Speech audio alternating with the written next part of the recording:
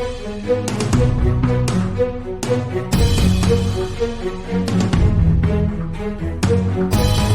to the Mortal Realms, an Age of Sigmar story phase. Grab your hammer so we can clear a path to the chaos and forge our own narratives in the Age of Sigmar. Your allies across the Maw Path this episode are... It's Eric, and I have spawned not one, not two, but 3 ogre armies for Warhammer.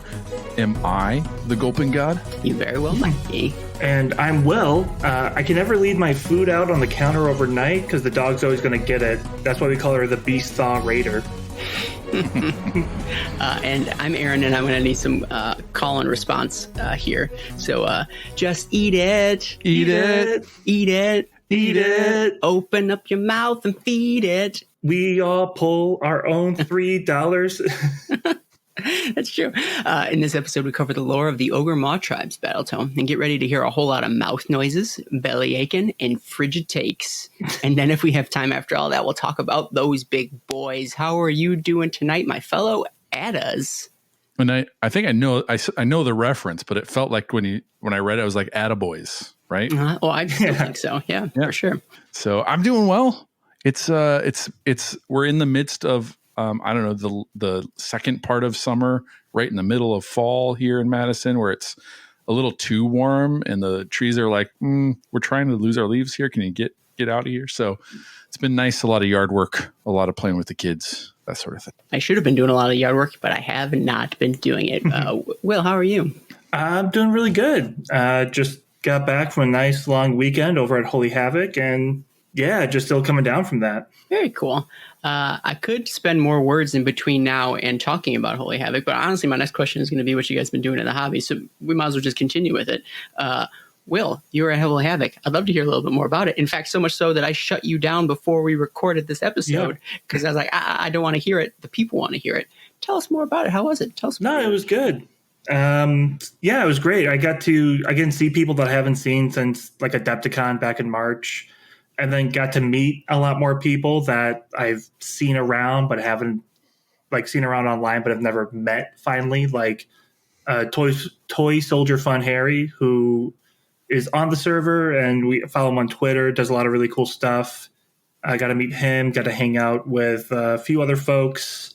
I was going to do a shout out to people just know him as the Chug Lord, but his name is Paul. He's infamous for having an Ogor army, and I felt like it wouldn't be fair to call out his train-based Ogors that he brought to Holy Havoc while we're doing the Ogor episode.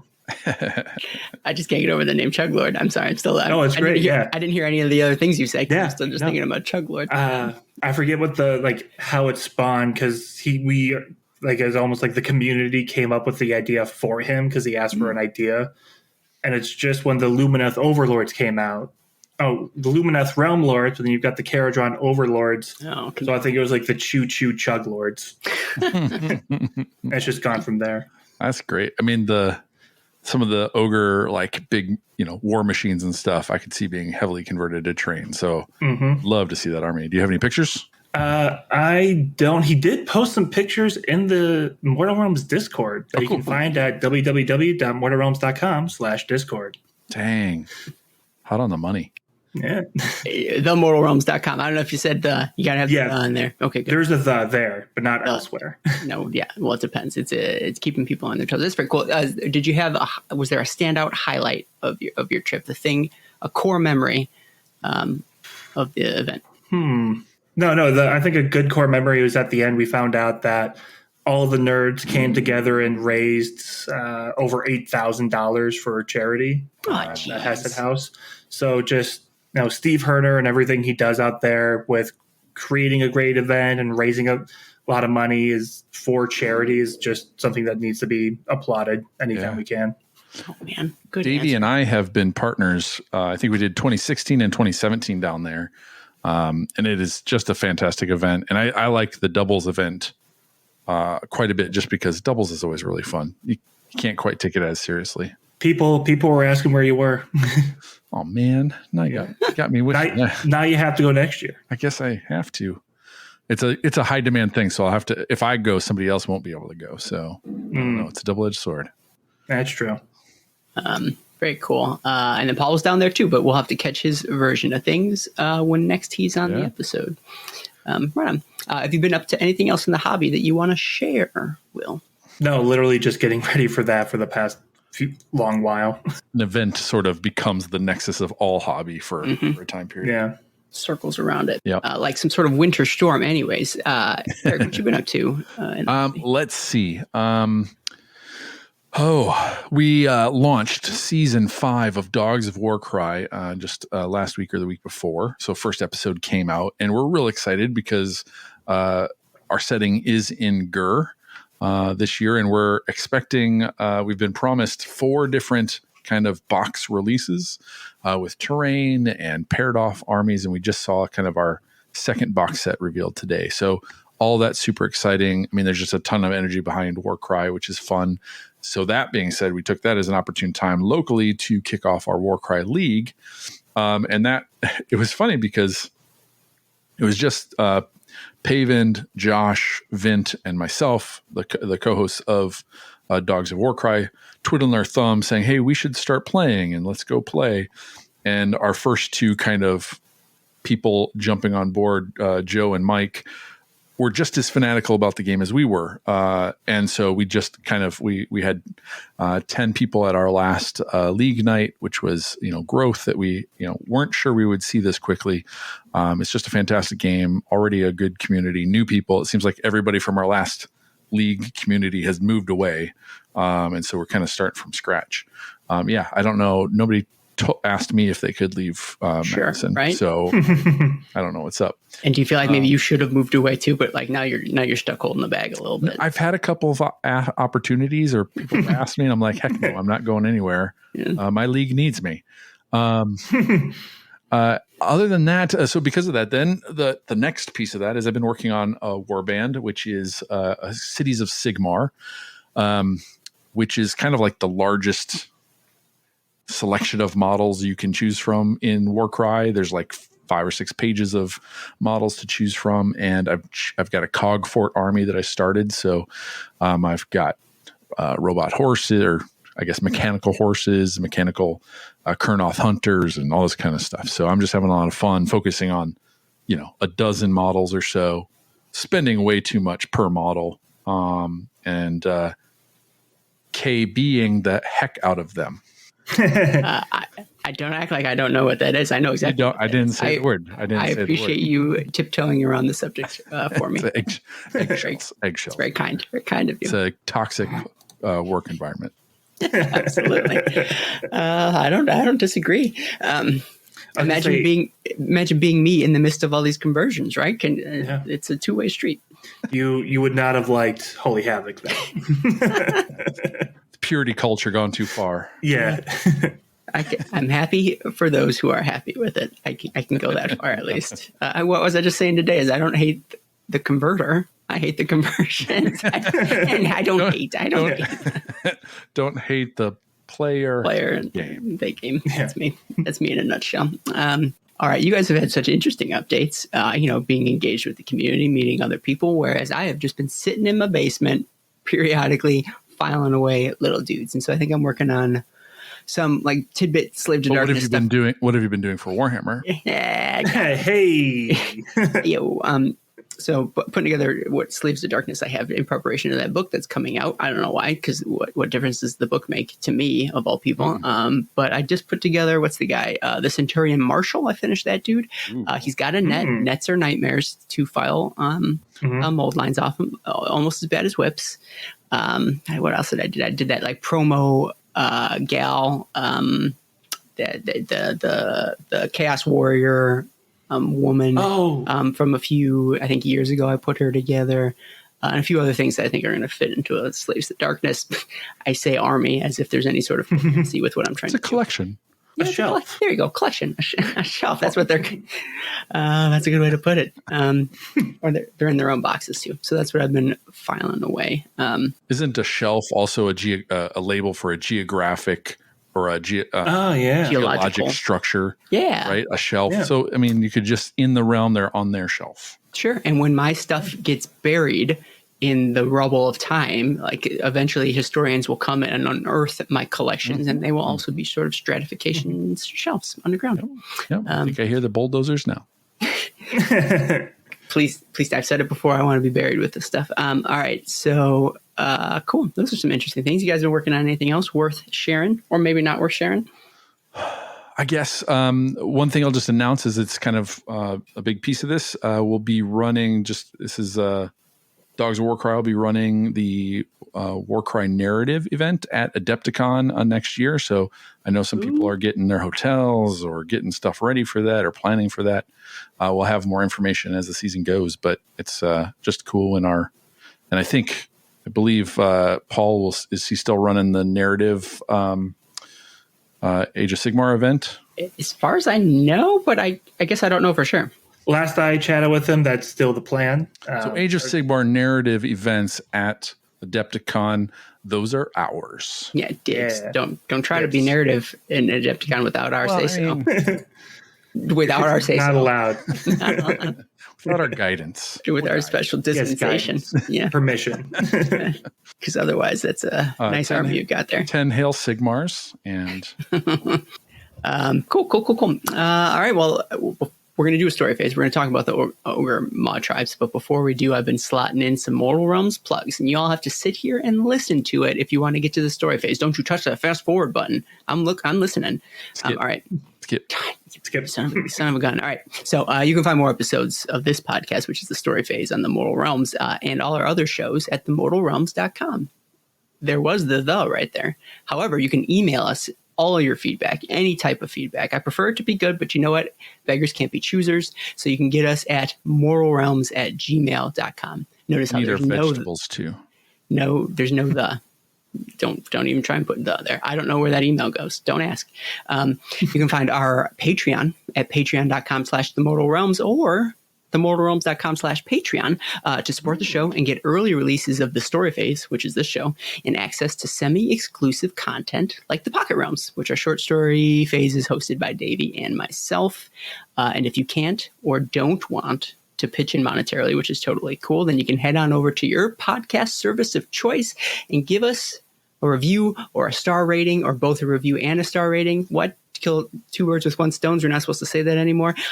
Or tell you what, even the most simple thing you could do is maybe just tell a friend about the Mortal Realms. All right. Now we can do the story phase. All right. So I think a few episodes ago we had Eric do the story phase, and I chuckled about how it was such a breath of fresh air and that Paul's job was threatened. And then Paul came back, and then he felt threatened, rightfully so. Yeah, you did what you wanted it to do happen. He exactly. Right up. He stepped right in line. Playing you guys off of each other. Yeah, God, man, it's nice being on the top. All right. So, Eric, again, if you would, by all means, try and top your previous entry. And eventually we were going to hone this bit to a fine point. Get on me. In the story phase, we delve into the stories, characters, creatures, and environments of the 9 realms. Oh, man, that was gold. Just gold. I went for like superhero. Perfect. Sure, yeah. Yeah. I mean, you've always been my MCU. Tell it to your face. All right, cool. We're here in the story phase. And so let's start. Ogor Mawtribes. I feel like I haven't mentioned Ogor Mawtribes enough. People may be forgetting what we're talking about here, but it's the ogres. Mawtribes.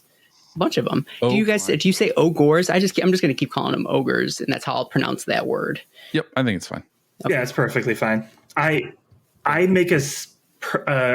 do ogres purposefully, not because I think it's correct, but just to call out that they had to spell it differently. Sure. Yeah. Ales.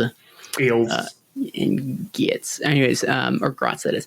All right, cool. So let's start with my favorite segment. You guys, I love it so very, very much, especially mostly because I don't have to do it. And that we're gonna lead with your guys' best one sentence summary of what this race / faction / whatever you want to call it. What are they? Let's sum it up in one sentence for the listeners, so that if people got to go, they can get in and get out, and they can hop on off of this episode. So please, I will have. It's weird because I'm like, who's the guest here? Because Will's been doing more episodes lately, but like Eric's OG. Tough one. Yeah, it is real tricky. We'll have Eric go first. All right. 'Cause he's left on my screen. That's how I Okay. In anticipation, listening to some episodes, this is a new bit since I actually haven't done this yet. Okay. Oh, well, now he has to go first. Yeah, for sure. So I've had a few thoughts. I didn't practice. I didn't write anything down. Off that It's off cuff. the dome. Mhm. All right. The Ogor Mawtribes are mountains of maleficent man meat moving while mawing on meatloaf. Yes. And that's I had all these M's in my head, but that's the best I could do. Sure. I want to know what M's you left on the cutting room floor, because I'm sure there's some of them. Yeah. If I got to sit down and like write stuff out, I would have had another second half of that. But Yeah, of course. You just got a whiteboard, just M words. Yeah. All right, Will, how are you going to follow that one up? Your turn. They're not lean. They are mean. And they're just huge gulping meat machines. Okay, right. machine would have been another M. Yeah, that would be really good. There it is. I like how, as time goes on, we've been introducing a lot more structure and style to these. So it's not enough to come up with a description, but now everyone's adding their own little element of art to it, which is. I also remember a few of those where they kind of just run on and on and on. Yeah. And nobody's got time for that. I was going to say, to whom are you pointing fingers? I'm not pointing any fingers. I remember you pointing fingers. They're frozen in this stance. These fingers. That's the way I was born. I was born with it. All right, very cool. Well, good job, guys. I feel like that sums up some ogres right there for sure. But let's cast our eye backwards. Let's turn the clock backwards, which is fun because daylight savings is coming up. Spring, fall backwards. Yeah, okay, that's fun. That works actually. Yeah. To the dawning of the mortal realms, the age of myth. From whence do these dudes come? Do we have any sense of either their origins, or at least what they were like in the days where the mortal realms were young? Did you guys have any thoughts on day one for the ogres? What was happening? Yeah, I mean, they have, like other kind of tribal traditions, they have some mysterious beginnings, or they kind of explain things through hyperbole, etc. They have what's called the gulping god, which is an aspect of Gorkamorka, but maybe not. It's one of those where it's maybe some tribes say it is absolutely Gorkamorka, and others meh, it might not be Gorkamorka. Mm-hmm. But the gulping god ate everything and got tired of eating all the monsters and the beasts, and decided to start devouring the land, and got full, but was still didn't get full, was still hungry, and so spawned the ogres in order to keep eating more stuff. And so they are a spawning of the gulping god, and they never talk about this explicitly, but I like to think, because they are so much about the eating of things, and I don't want to think about the second part of that equation. I think that their bellies are realm gates to the gulping god, and things just going. They're like guts of holding from D&D, and so they consume and consume and consume, yeah. So, but Gur is kind of the homeland of the ogres. They can get up to 10 feet tall. They're giant monstrosities. Yeah, they just sort of eat everything in their path. There's nothing. They have some particularities. Everyone does, sure. There are some ogres that blunt their weapons so as not to spill blood before they eat things. Sure. And there's others that want lots of blood and stuff splurting out while they kill their food. It's a lot of different preferences. There's a lot of food-oriented language in the lore of the ogres. I'm going to ask, by the time I think about this question so you have your answer later, but while reading this book, did you guys find yourselves hungry? Did it make you hungry at all? I made sure to have snacks around. Good to know. Maybe by the end of this episode, the listeners will be chomping at the bit. That's not how that works. But we're just talking about it, and I already want to break into my emergency snack jerky. So. Will, what did you think about the Age of Myth time frame? We're talking early days of the ogres. What stood out to you around this time? One thing that stood out to me, it was kind of talking about the not like necessarily in the stories, but talking about the early maw paths, where it's literally like one dude just started kind of walking around looking for food, then another ogre joins them, then another, and then even said like other cave creatures started joining them, and they just sort of became ogres as well, and that's just like how their society came up. People just walking around picking things up and putting it in their mouths and shrugging and moving on. There are a few stories of like ancient ogres or like the first ogres. Yeah. There's a story that carries over from the world that was of the cannons coming from sky titans. Like giants in the sky or up in big castles above the clouds in the old world.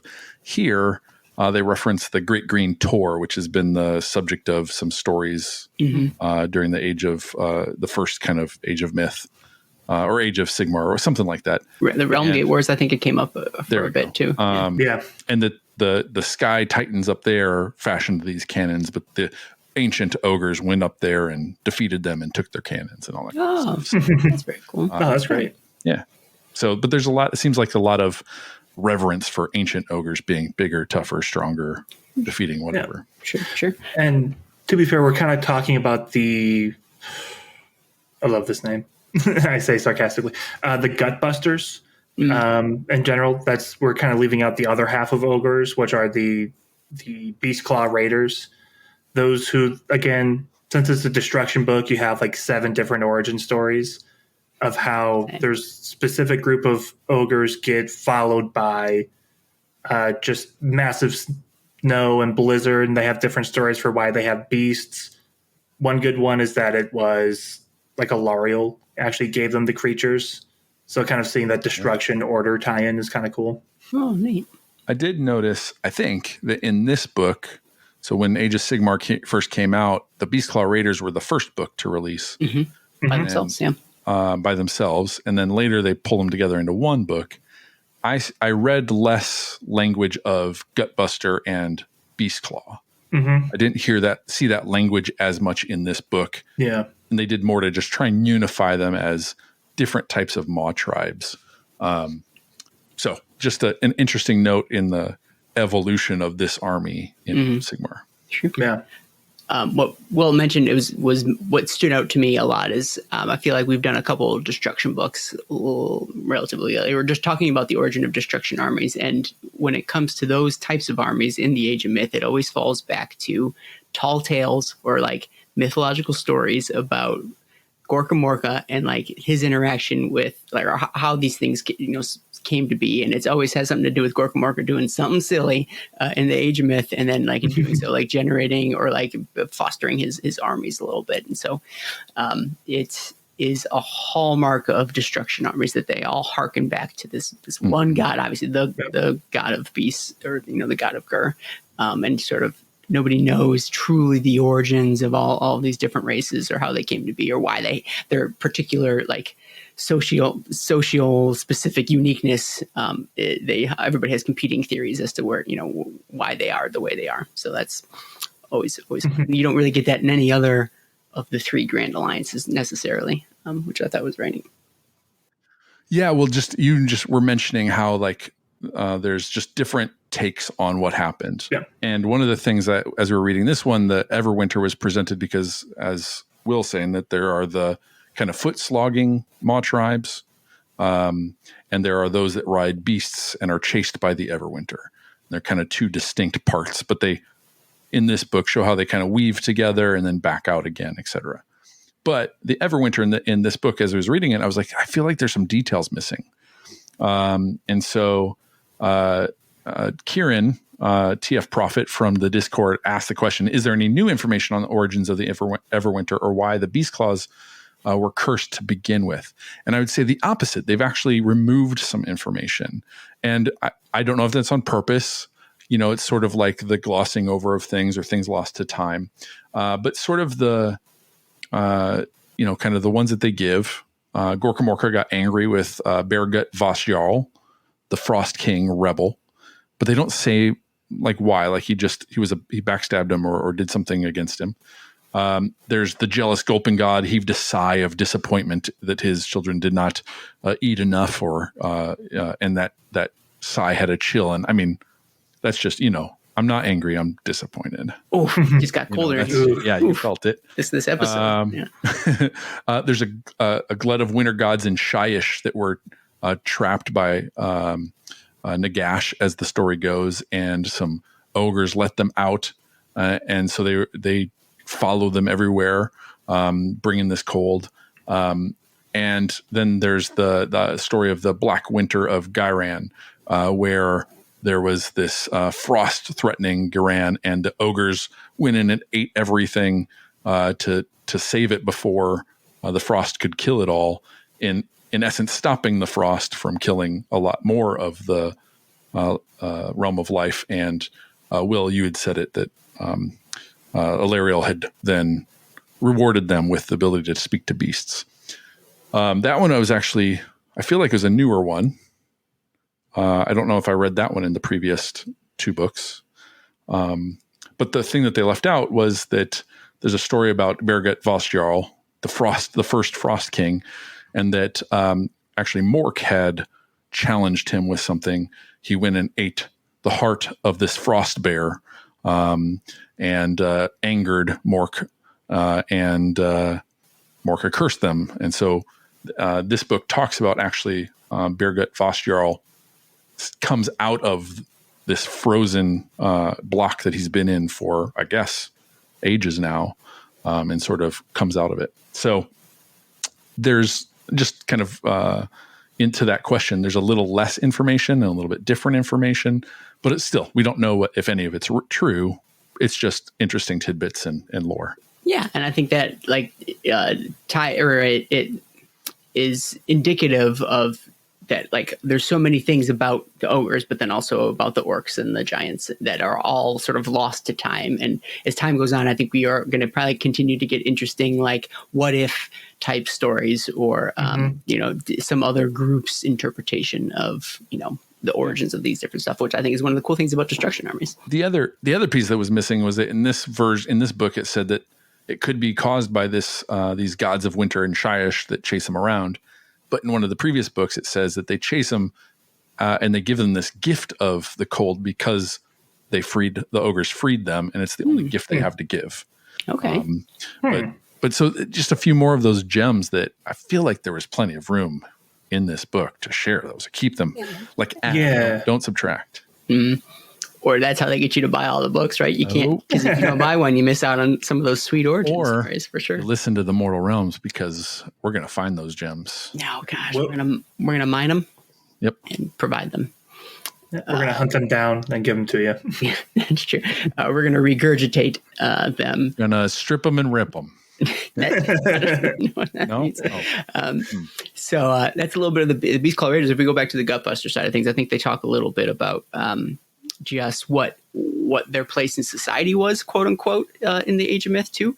In that back then, Age of Myth, it was a golden age. Everybody, dogs and cats were friends. Everybody was buddy. There's the pantheon out there. Gorka Morka was part of Sigmar's pantheon. I thought it was interesting in that, given that these are like killing, eating machines, it seems antithetical into how they would, live alongside, humans and elves and dwarves and stuff like that. But I was getting the impression that, given that Gorka Morka was part of this pantheon, he would kind of rein in his ogres in a little bit, and they weren't necessarily out there eating the civilized races, but rather they were, I don't know, inadvertently protecting those smaller races by eating the dangers of Gurn, whether it's large monsters or other threats that were choice delicacies to the ogres. And so they were going out there defending the realms, like maybe even what's the word, surrounding or preventing, setting up a perimeter around these civilizations. I think the realms in the Age of Myth were like an overgrown lawn. Probably. Like they were just a primordial soup of things. And so this was brand new. Sigmar wanted to tame space for humans and elves and dwarves, and bringing the pantheon together kind of made that easier. And I think the ogres were the big heavy duty lawnmower to mow through things. So what are your thoughts on that, Will? Yeah, I think it's interesting because looking at Gorka Morka being a part of the pantheon, ogres are like the ones that are the most orderly of the destruction races. Like, you see that they have fortresses, they actually have their own societies and civilizations and stuff, and they can, if well fed, interact with the lesser races in their eyes without having to devour everything. Like, there is feasibly a society where they can be peaceful with everyone else until the food runs low. Yeah. Sure. They can use that self-control in many different situations. They can choose what they eat, but they can also choose to ignore that just as easily. They can choose to eat. Like, they can do whatever they want. No one's going to stop them. And they also can chew. Shit. Yeah, they have the right to choose. They have the right to choose. You got it. Yeah. So that, I think, is back when everything was in like an equilibrium back then. Is kind of how the ogres were living. Before that changes, I feel like we had a couple more questions that are still those early days that I might have skipped over and probably were better, easier slotted in earlier, but now we're going to do it now. Kieran had another question, and I'll point out, we had a lot of good questions for this episode. I'm really excited to ask many of them. Many of them came from Kieran. I think a first-time question asked, a long-time listener, first-time caller. So get ready. You're going to hear this person's name a lot. But talking about the Gulping God, he had a question that I wanted to talk about. Were there any callbacks to the Great Maw from the old world, or has the ogre belief in the mortal realms coalesced firmly on Gorkamorka as the Gulping God? I don't think there was any reference to the old world per se, but I want to talk about like the relationship between the Gulping God and Gorkamorka. Is this a believable connection to you guys? Has this always been the case? Eric, you, I think, kind of touched on it a little bit earlier in the episode, but what are your guys' thoughts on Gulping God being Gorkamorka and that being the sort of unified connection? Yeah, I think that that they kind of see, because in the old world, there was, and I don't know if I mentioned this, I don't remember the last time I talked about this. There was a meteor that came down and hit the ground and created a big hole. And in that hole was this ravenous monster that was hungry, but it was immobile, and it called to the ogres to come to it. And so I do think Gorkamorka is that in Age of Sigmar, is that ravenous, hungry. There's many stories of Gorkamorka not just punching, not just kicking, but eating things. So if the orcs are the fist of Gork and some are the foot of Gork, or the whatever parts of Gork, the ogres are the mouth of Gork. There is one story in the Age of Myth from the book called the Red Pilgrimage, where the Blood Gullet Maul tribe build this glut hold around this thing called a marrow spill, and it just goes on to talk about how it creates this whirlpool of blood and guts kind of pouring out of it, and it calls ogres. Ogres make a pilgrimage to it to come and witness it and kind of get a little bit of that ravenousness from it. So that pilgrimage is similar to what in the old world ogres would do to go to the Great Maw, hear the thrumming and the call of it. So there's a couple of things that feel like parallels to the old world. Yeah. Well, and the other part is like whether it's firmly that Gorkamorka is the Gulping God. Like that Red Pilgrimage story, that whole maw forms over one of Gorkamorka's missing ribs. And in a different story, to Bite the Worlds, it even says like legends tell that Gorkamorka, known as the Gulping God or the beast that eats the world, and as you know, our friends always say, it's a totally reliable narrator, no question about it. And so we have to take it as fact, right? All things are true when you talk about gods. When you talk about gods and when it's all oral history passed along for centuries, there's no mistakes. So. That's true. You're gonna owe Paul like some fee for your unreliable narrator. I guess the last correlation is that we'll talk about it. We'll touch on it later. The book doesn't touch on what are they called? The Firebellies. Their story origin is that Gorkamorka saw the son of Hish, which would be Hish, and reached up and ate it, and the son went down its belly, and then it belched it back up as a big flame. So there's a lot of eating in Gorks in the lore of Gorkamorka. So it is they've consumed him into the lore as the ravenous maw, as that source. You guys have convinced me. Good job. Right on.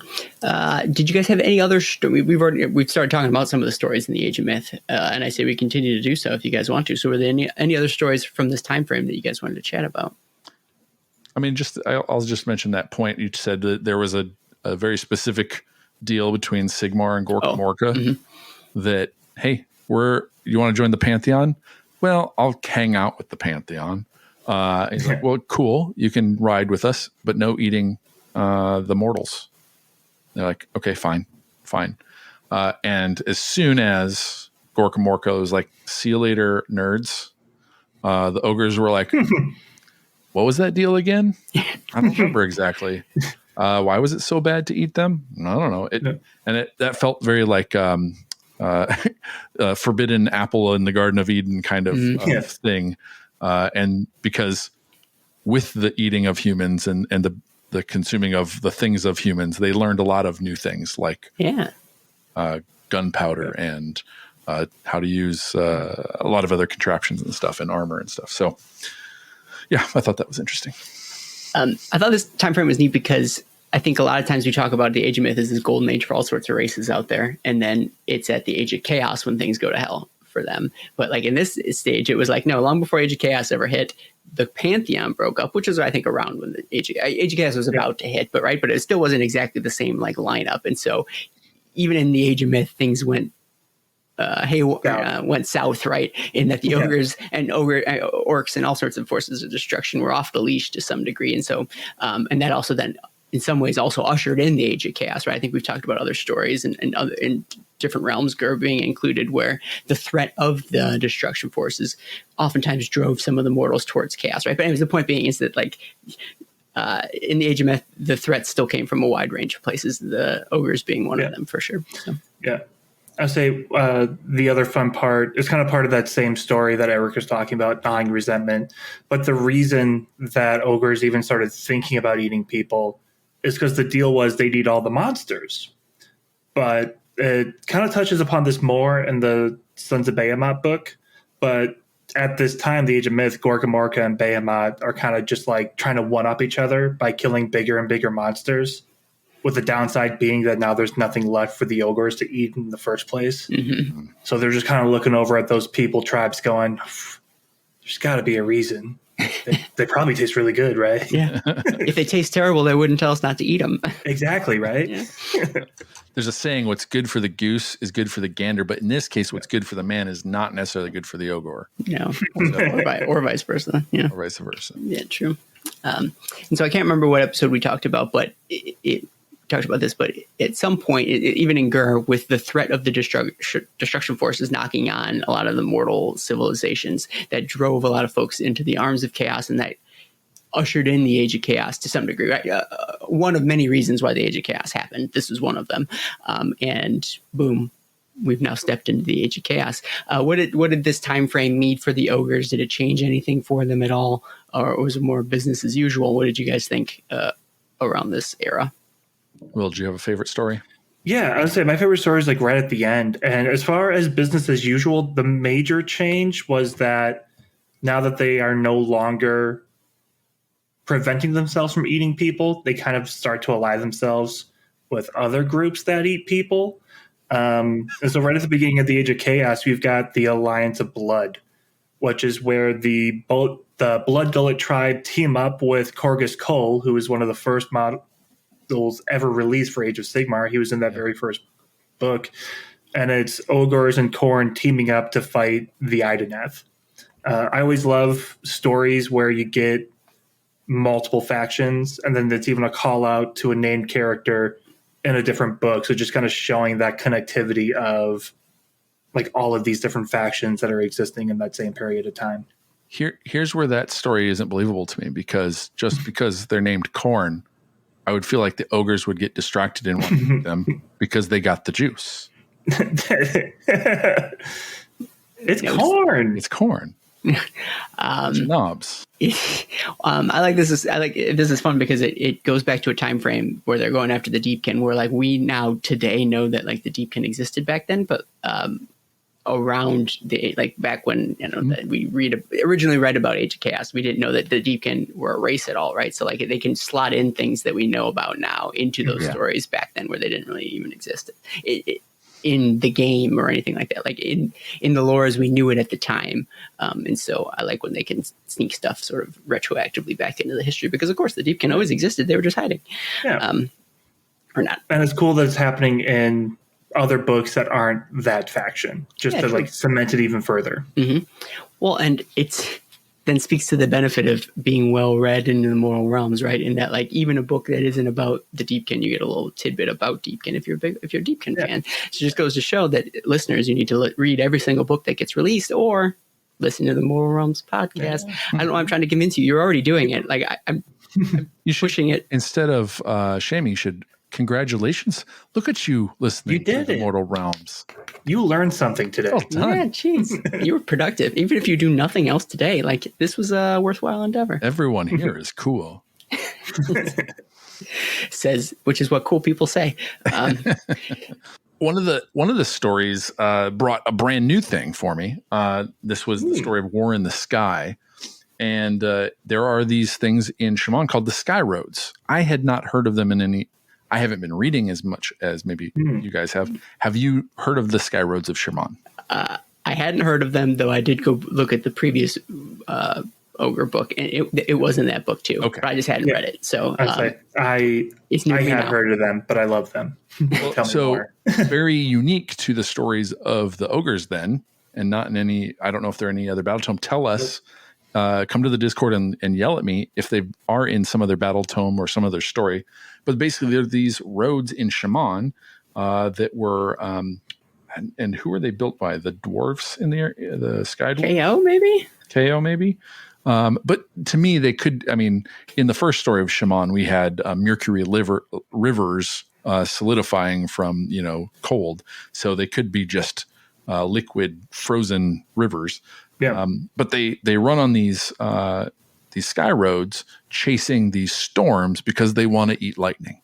And this is particularly the Thunderbelly clan, which is a clan of the beast claw, the ones riding big beasts. And they call themselves the Olweir. So that was cool that they have kind of their own, showing that they have their own name for themselves, whereas the author of this book calls them the Thunderbellies. And their main competitor in this is dragon ogres. And so they are, I don't know if this is like they're racing paths, and the paths cross over each other and they're fighting and smashing each other while they're Mario Kart game. These big, it feels like a Rainbow Road kind of shindig. So that was a new element to Shaman that I hadn't heard about. And it's cool that there's these just herds of ogres and dragon ogres charging down them, chasing storm chasers. Yeah. Will, did you know any more about this, given that you had heard of these before? Just like one little tidbit, because they are kind of called the Thunderbellies, is I forget exactly which book it's from, but I just remember their stories of they're in the Sky Roads. Later on, post Age of Chaos, there are these cool sky creatures that when they die, they turn into lightning bolts. And the Thunderbellies will see the lightning going up and think that means it's a special snack, and they'll try to grab it and eat it as a Stormcaster being reforged. Oh, that's like, I think I know what you're talking about, but I'm not. Yeah. I'm waiting for the punchline. Spell it out just in case. It's like Pop Rocks. Yeah, exactly. I was going to bring this question up later when we talked about the Thunderbellies, but since we're talking about the Dragon Ogres right now, I might as well do it. In that, guess who it's from? Kieran again. Hey, thanks, buddy. They ask, the last Ogre Battletome had some tiny tidbits about the Thunderbellies frequently fighting with the Dragon Ogres for control of the Sky Roads in Shaman. Okay, yeah, we were just chatting about that. They wanted to know if there were any more information about their interaction with the Dragon Ogres. I don't know if this was more or less than what was in the previous book, but this is basically how it's been summed up in this one. But then furthermore, he takes what you're saying is that Kieran listened to this episode, went back in time, posted this question, let me know that it had been in the previous book. That's exactly what had happened for sure. Well played, Kieran. But they continue and ask, also, is a dragon ogre an actual ogre? Did you guys have an answer for that one? So I'm speculating, since you asked the question on how do you pronounce it, like I think the spelling isn't just for like IP sense, but like a lot of things in Gur are GOR, right? Like Gors and Ungors and what are the Doom Bulls now called? Bulgors. Bulgors. So gore is sort of a bestial suffix. In the same way that Oth is like Dracoths and Oth is kind of a dragon suffix. So I think that no, they're not necessarily ogres, but they are. We got ogoroids, which may have been ogres to begin with or not. So I think the Og is probably just like about size. They're big. Big boys. Well, there is like a weird naming convention to it. Now that you mentioned like the different types of gores, like you've got gore, the regular standard infantry for the Beast of Chaos, Ungor, because they're like the under level of gore, Bulgor, they're a bull gore, and for Ogor, it's the O at the front signifies the shape the mouth makes as they're about to eat you. So it might be Ogor. Regardless of what the answer is, if whether they are or are not ogres, the bipedal ogres definitely don't think that these dudes are ogres, and that's why there's a bone of contention right there. So regardless of what we think, the ogres themselves don't consider them ogres, and that's all that matters to them. We should respect their wishes. Right? I mean, there's that. Cool. Remind me not to ask that question again later. We just asked it right now. Because I get autopilot. It's real tricky to get me off track. All right, neat. Any other Age of Chaos stories that y'all want to chat The about? last one I liked was the Explosive Evolution, where they sack a Chaos Dwarden gun fort and they learn the power of gunpowder. And friendship. This is starting a little bit of a theme where Noblars are pretty crucial in helping them learn new technology. So they needed the help of a little friend. Sure. All right. So, Will, you had mentioned ogres coming across these newfangled lightning dudes and they're trying to eat them. The only reason that the Stormcast would be here is if we have entered into the Age of Sigmar. And so I'll ask yet again, do things change or do they stay the same for the ogres? What's the early days of the Age of Sigmar? What does that look like for the ogres? And how do they react to the changing world? Now I'm a fool because I remember like, I forget what book it was in. It's also in this book, into Feast on the Storm, where the Thunderbellies are just reaching out and grabbing what they call the lightning meat. I see. Gotcha. So we have it confirmed that the Thunderbellies love grabbing those little lightning snacks on their way up. And the butchers and slaughter masters of the ogre tribe, the Mawtribes, start theorizing how they might capture that and put it into a recipe. So they certainly have the ability to bite a Stormcast, directly. Me too.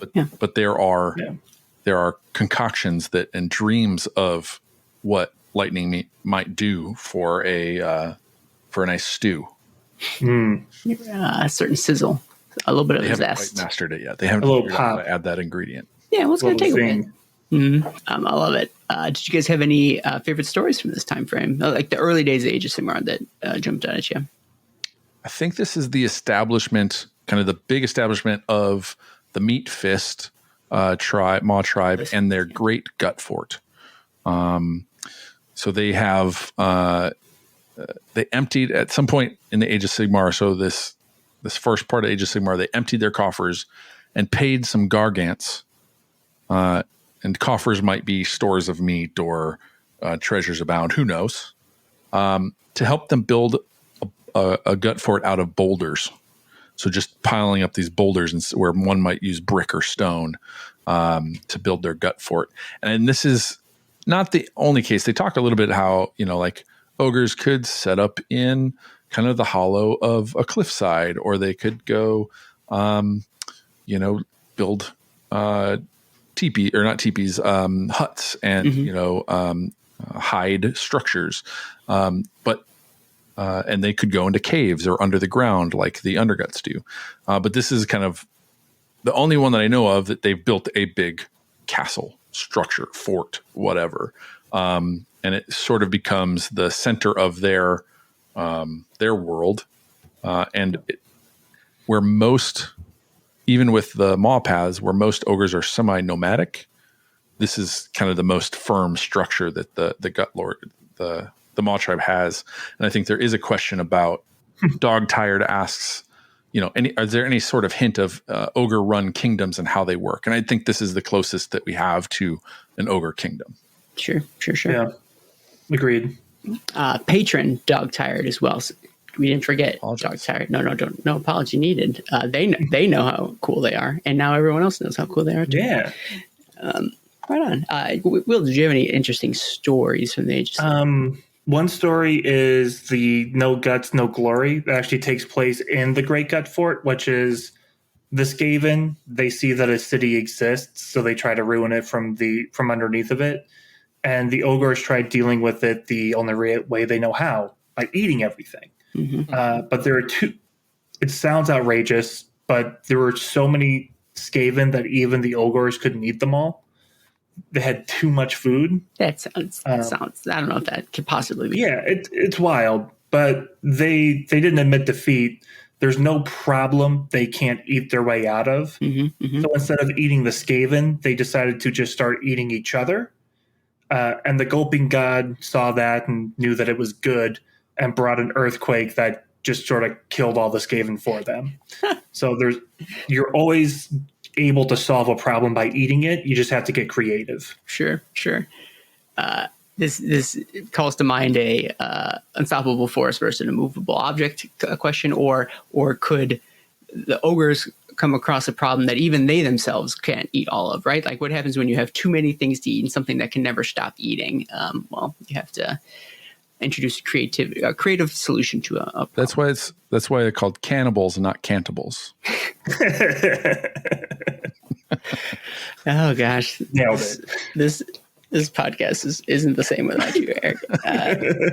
So there is also a really good, not in this section, but there's a whole spread in the book called The March of the Meat Fist, which centers around the Meat Fist tribe at the Gut Fort, and it gives you basically a few.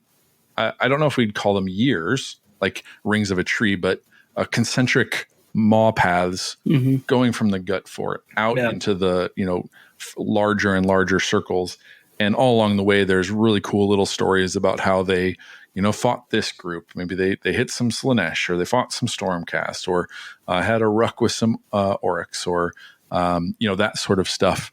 And there's some really good characters in there. There's some ups, some downs, some drama, etc. So that is a really good read in terms of like seeing how the kingdom operates over time. Yeah, and it ties into the cyclical nature of the maw paths, being a nice big circle, just like a mouth that's eating. The story itself is kind of cyclical, where we start with one leader going his ups and downs, then at the end, his underling eats him, and then starts his own maw path, and it's just a constant, never-ending circle of walking and eating, devouring, betraying someone, eating, devouring, being betrayed, eating, devouring, just constantly going in and out. Yeah. And I think this is super neat because I think it's one of the first times that we've ever had like I don't know how to, like an individual timeline. Like, so every book has these, they walk through the different ages of Age of Sigmar.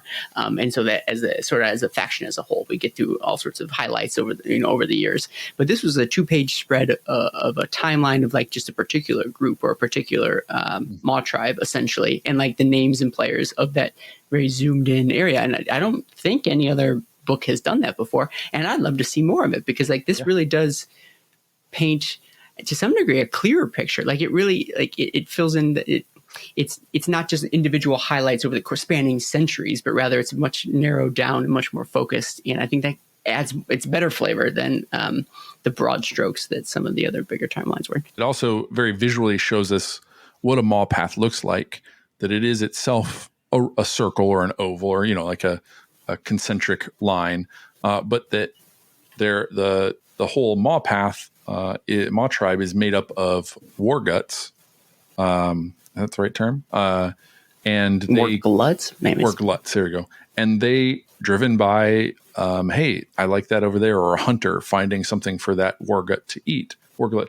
They break off from the maw path, go and find that thing, and then come back to the maw path. And this happens over and over with different wargluts, and their path makes these little teeth, kind of within the circle, kind of jutting in towards, and then back. So there's just this real. It almost looks like watching ants make a tunnel or build a hive, or bees build a hive. Like this is very much like there's these, semi-intelligent ogors who can kind of make, they get to choose. But there's a sense that there's not all choice here. They're driven by instinct. A pattern, an instinct. Yeah. We'll talk more about mob paths later. The story elements, as we were talking about this little 2-page spread about the individual focusing on the meat fist. I thought that was neat because it tells the tale of not only the meat fish tribe, but also it follows along this King Bragath Varduk. And so not only in this spread, but his name comes up all sorts of places throughout the book. And so this is one of the places where we get to spend a little bit of time with him, in that he's a beast claw raider. What's it? Not a Jarl, but whatever the word, like a Frost King or something, a Frost Lord. Yeah. And so he was involved sort of early days. Eventually he gets frozen by his own Everwinter. He gets thawed out later in the Age of Sigmar. He makes a play for the crown to be overturned across all ogres.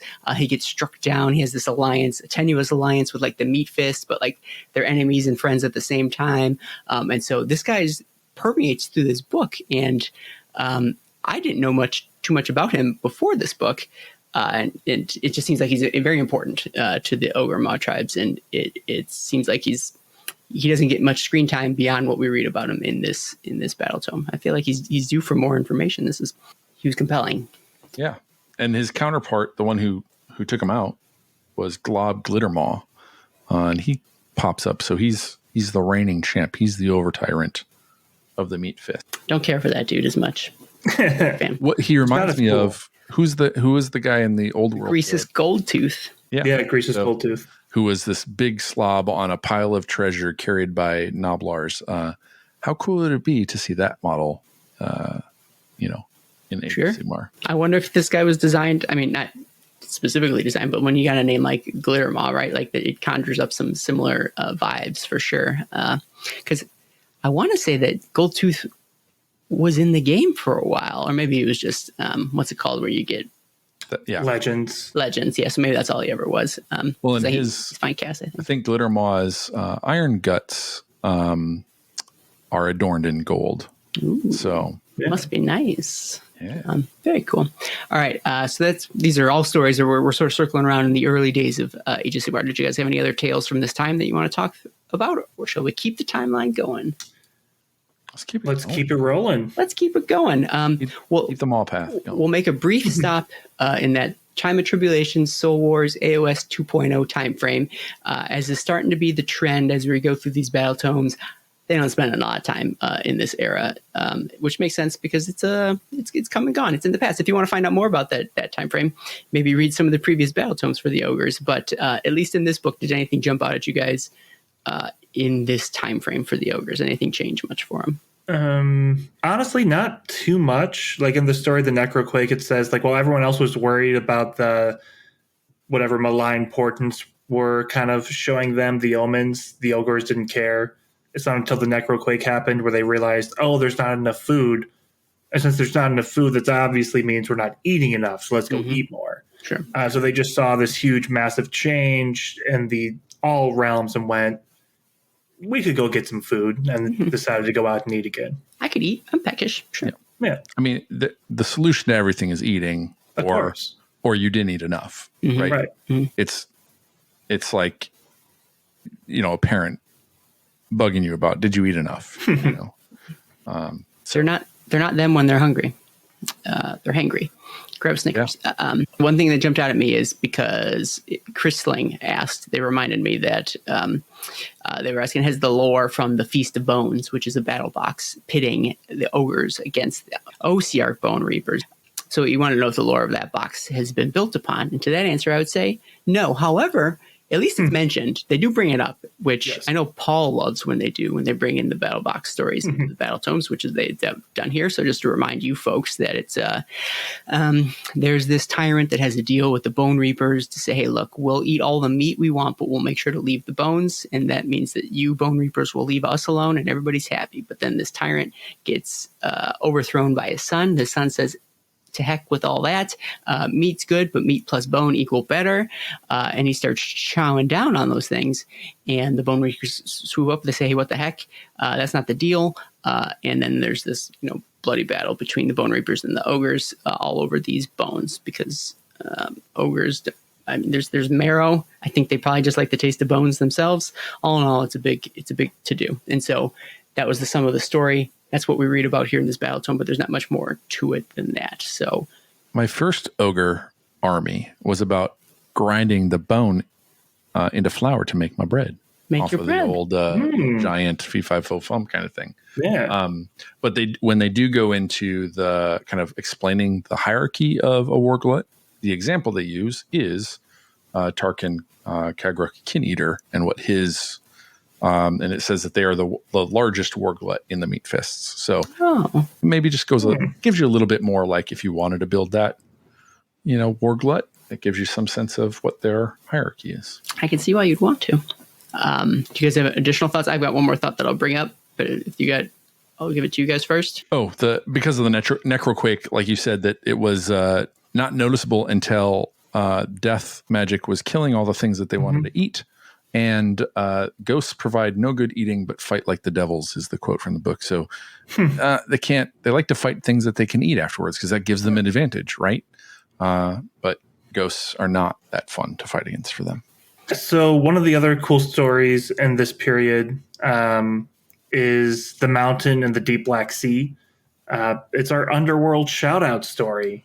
We talk about the Icebrow Hunter, Hrothgar Man-Trapper, going into the Dire Chasm, and then this is actually, I really like this. He teams up with Gorlak Blackpowder, which is just the pirate Ogor.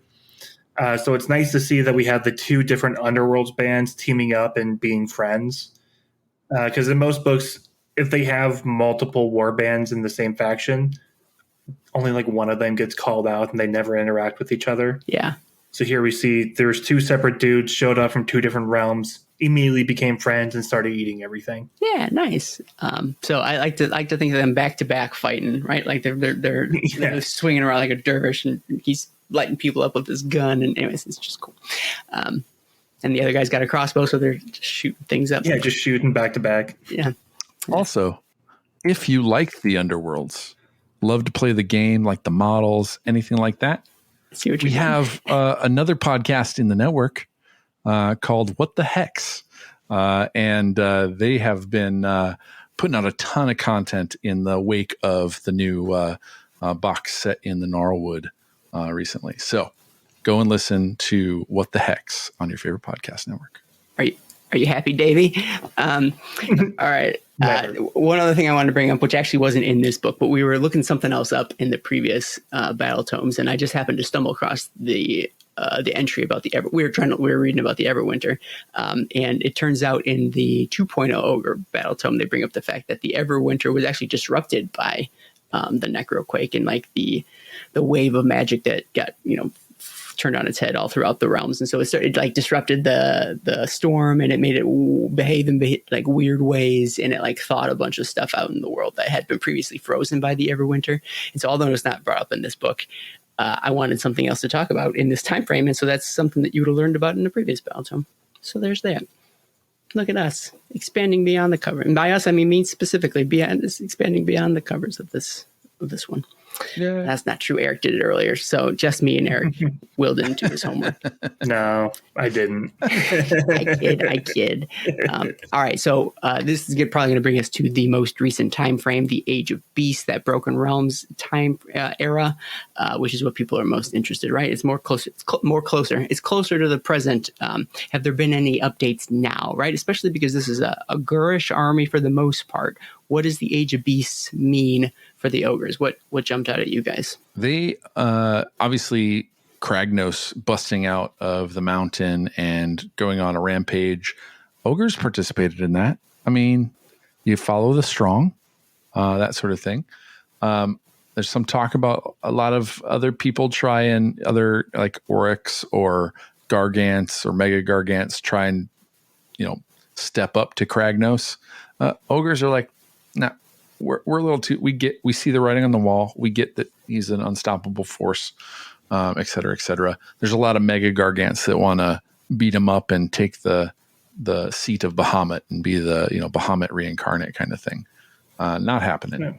Yeah. So the ogres sort of like follow along. They join in. Some break off and like see him as their, as the god that they want to follow or whatever.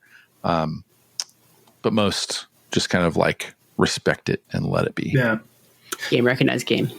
Yeah. Well, what's nice is like a part of it is like not even the ones that just followed him, but his awakening. It was like someone knocking on the door and they all woke up. So all over the realms, all these ogres go, you know what? Let's go get some food. And it's like almost every single one of these Maw tribes decided to go on their Maw path at the same time. Like they all got the group text and just went out. Met up. All them all. It's they all got the munchies at the same time. So one of the hallmark events of this Age of Beasts was that there was the Siege of Excelsis, and so the ogres were involved in that too, right? So Kragnos woke up, he marched across Gur with his sights set on Excelsis because it made him mad. I get it makes me mad too, and he almost had no say in this, right? It's just that as part of this larger migration, especially tied into the Great Wall that Gordrak was also sort of doing, coordinating at the same. Coordinating is not the word for what a Wa is, but at the head of, there were these ogres as part of that too, where they had essentially made a deal with Excelsis to pretend like they were going to defend the city, but then they turned coat at the end, and so like they were already on the insides, and they were able to start slaughtering on the inside of the walls, thus also making that siege all the more, bloody and destructive. And so that's mentioned here in this book as well. I guess maybe that ties into a question that Darth Alec had asked. They asked, do any of the Broken Realms ogres get a mention? I assume that's who he's talking about. I don't know if they were ever named or if there were names. There probably were. I just don't remember who they were.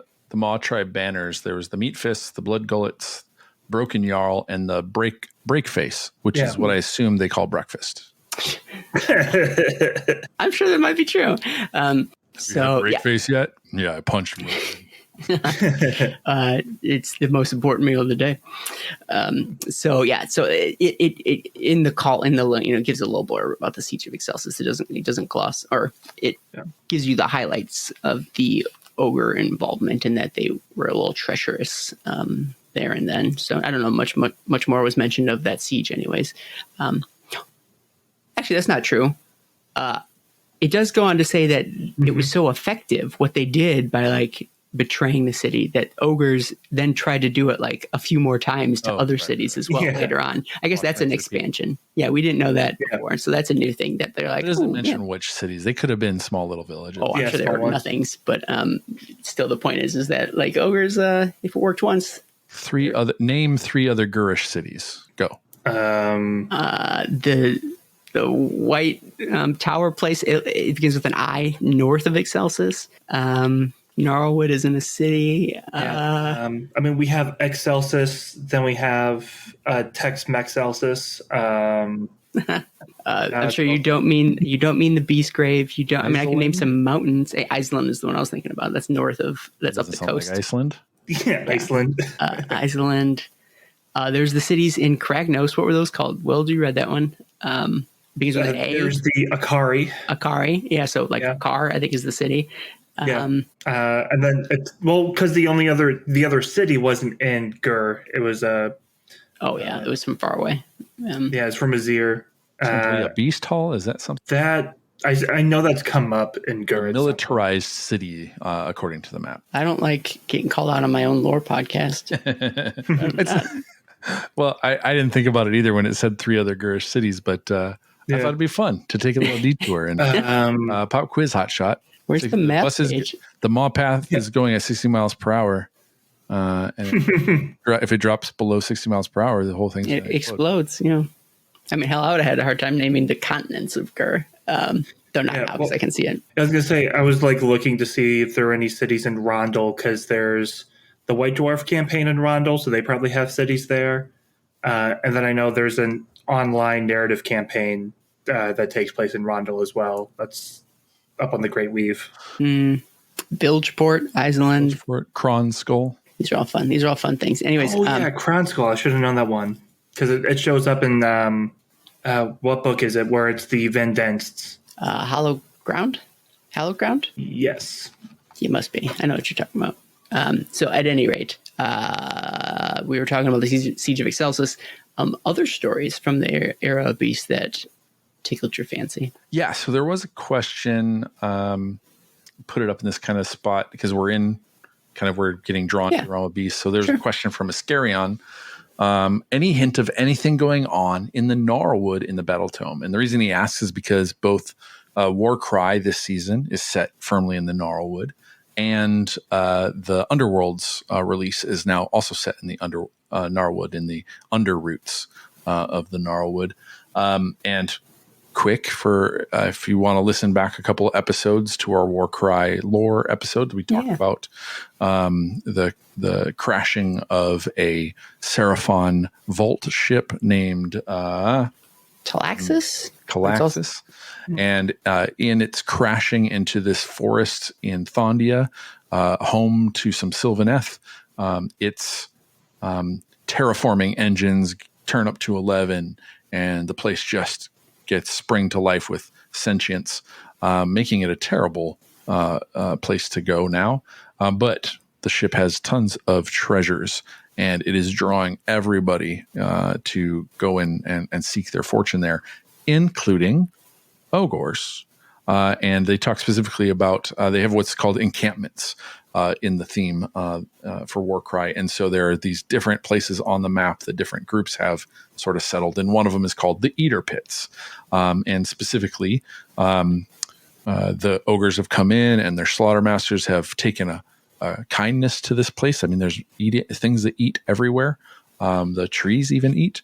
And they use their magics, and they open up the ground and create these pits that have teeth and maws, and they like to feed their enemies to them. There's also a mention in the Iron Guts description that their large poles can cleave a gnarl oak in two, so in one swing. So, they are there. They're in the Gnarlwood. Mixing it up. Wherever there's a meal, there are ogres. There's a meal, there's a way. I've always said that. Cool. Will, did you have any other stories from the Age of Beast, era of Beast that you want to talk about? Just the last one that I don't think we mentioned was the Green Feast. Essentially, there was a realm gate that opened up between Olgu and Gyran, and some of the Olguin? Yeah. The iguana ogres came in, and they showed up in Gyran, and even though they showed up in an area that's all filled with Nurgle's rot, they see all this disease, all this pestilence, all this nastiness, and they went, well, I mean, if it's got a bad coating on the outside, we just have to eat through that to get to the good stuff. And so we've got ogres from one realm invading another realm while eating through someone else corrupting that realm. Kind of accidentally helping, but the problem is if you go to thank them for helping you, they're going to eat you. Yeah. I mean, they're helping out Alariel again. So maybe there's some truth to that part of the myth. Yeah, the only problem is whenever they go to visit, she always makes them a salad, and they just don't comprehend what that is. They do call ogres omnivorous here, so I don't know if they mind salad, especially if the salad bites back. True. Cool. Well, I'm going to ask this question. Any final timeline thoughts about eras, ages, centuries, years? Did you guys have any things to add before we get out of this? I think when it comes to timelines, we just need to think of it the same way ogres do. The only meal that matters is the next one. Okay, cool. Did you just have that in the holster ready to use? Yeah, I've been waiting all day. It's like, oh, that's genius. Yeah. It's going to be perfect. I have it written down on my hand. Fist pumping your coworkers like, what's wrong with you? All right, so we're out of the timeline. Let's talk about the faction and how they live, right? I feel like we've touched on and we've dabbled on a lot of these things. Let's nail it down. So let's focus how they live at home. Maybe I think we had talked about how ogres sometimes will build fortresses, like the Great Gut Fort of the Meatfist tribe. But generally, I guess you could say that many Maw tribes oftentimes do have a home. Like it's common for them to be a central location for at least the Gutbusters, at the very least, whether they live in caves or in fortresses that they built, yurts, what have you. I think, Eric, you touched on that a little earlier in the episode. And so I think that's unique or semi-unique to Forces of Destruction, in that like they build, like they create, or they at the very least make use of the landscape to generate their, I don't know, make a place to lay their head, which I wonder if feels a little antithetical to what like a destruction army ought to be, right? It's like creating a home as opposed to like just knocking stuff down. But hey, there's different variations on what destruction is for sure. I can't think of what question I might ask you guys about that. Anything to add about their homes, or I guess what they do with them? Yeah. To be fair, I think the Gut Fort comes down a couple of times and has to be rebuilt. Yeah. Like it's not like it's like a bull in a china shop. Like if you built a fort, it's a china shop. You're like, oh, I'm going to build a thing, and then you just break it, and then you have to rebuild it and break it. Yeah. It's like a kid playing blocks, right? Maybe they set it up just to knock it down. Yeah. The one thing I thought that was interesting, and it kind of goes to the fact that they do have technologies that they stole from the Dwarden. But that story with the Skaven, they tried to flush the Skaven out by redirecting their sewer system. Literally. So like they literally flushed them out, but also like it shows that they have some sort of city structure with sewers and pipes and all that stuff, even though for the most part, a lot of them live in huts and are nomadic. Mm-hmm. They kind of go through both ranges. Even though that my theory is that ogres have portals in their bellies that go to the Great Maw, yes. Noblars, no such thing. So exactly. There's a lot of Noblars for sure. That'd be a lot of Noblars. Yeah. So I guess maybe I'll ask for a race that is both nomadic but also has like a hub from which they travel. Like, what purpose do these home bases, I guess, what purpose do they serve, and why do they have them? Do you guys have any thoughts about that? I mean, I got the sense from the Maw paths and the concentric circles that, I mean, on one hand, there's sort of like the idea of locusts. Mm-hmm.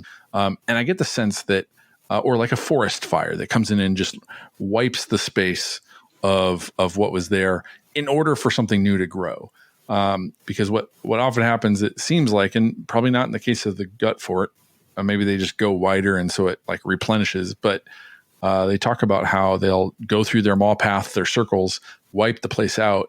And in that kind of final feast that they have, there's enough feasting and stuff going on that a realm gate might open, like the magic just manifests something, and they'll step through that into a new place that's ready to for them to eat and start their Maw paths again and build again.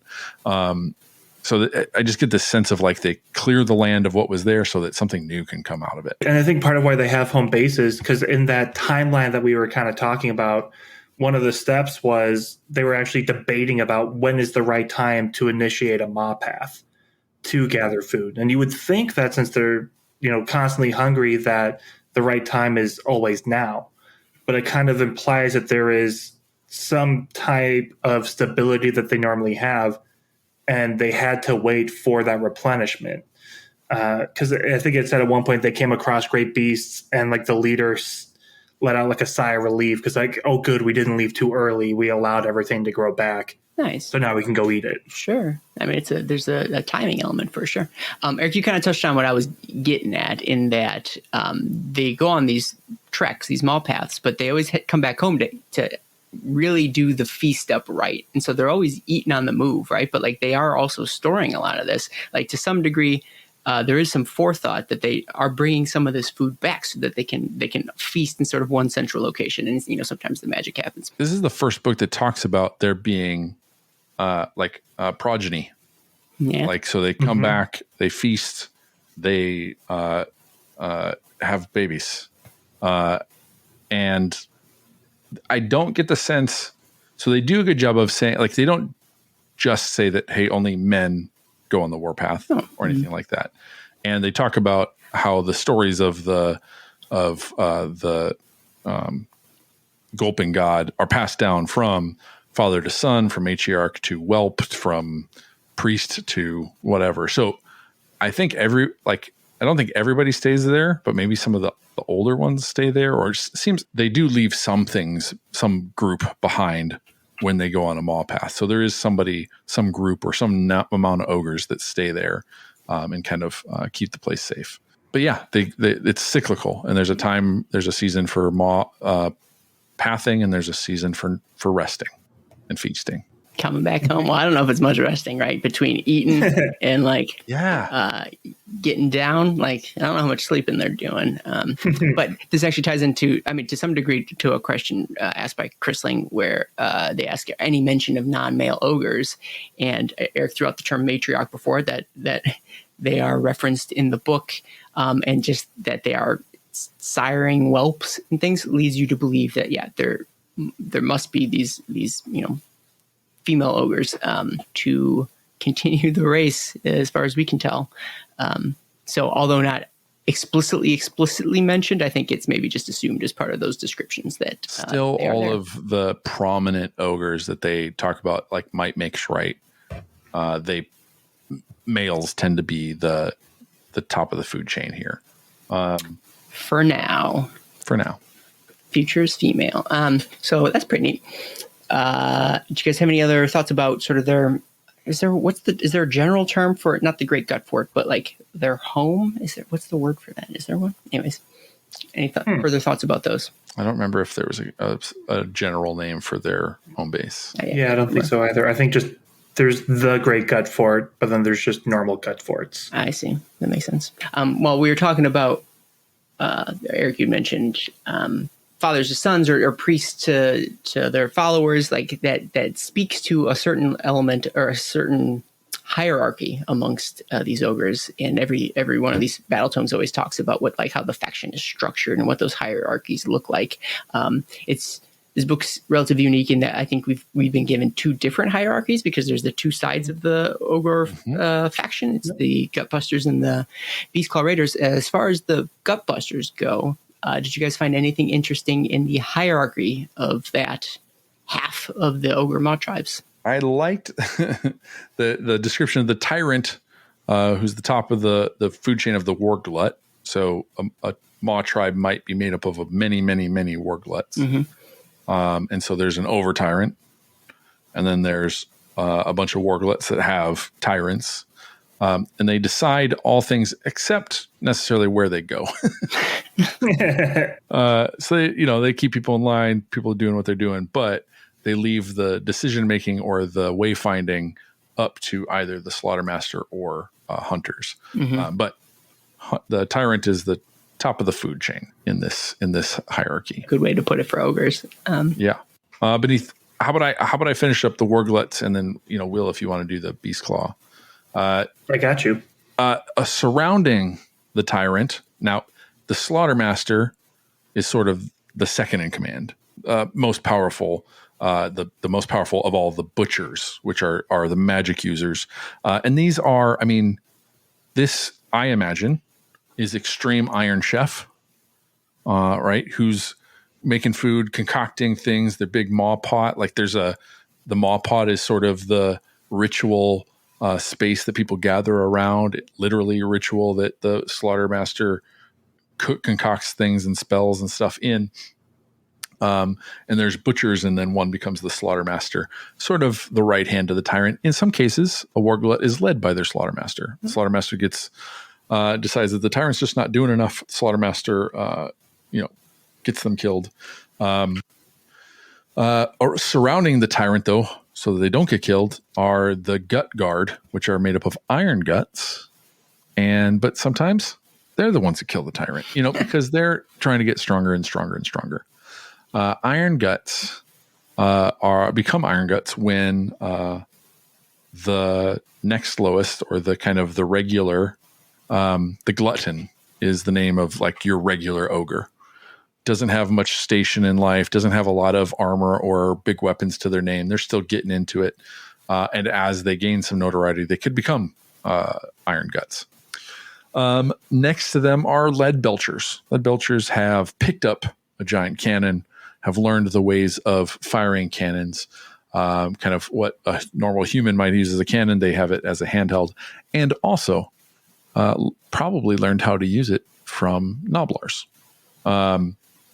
I'll just mention Noblars one more time. Tyrants give themselves big names, and they call them big names, and they're ostentatious, over braggadocious kind of names. But they don't have good memories, so often they have a name Noblar that helps them remember it when they're shouting it, so people hear them. So again, Noblars are have become a crucial symbiotic part of this, and they're kind of sometimes. They don't. I wonder if they're the brains of the operation.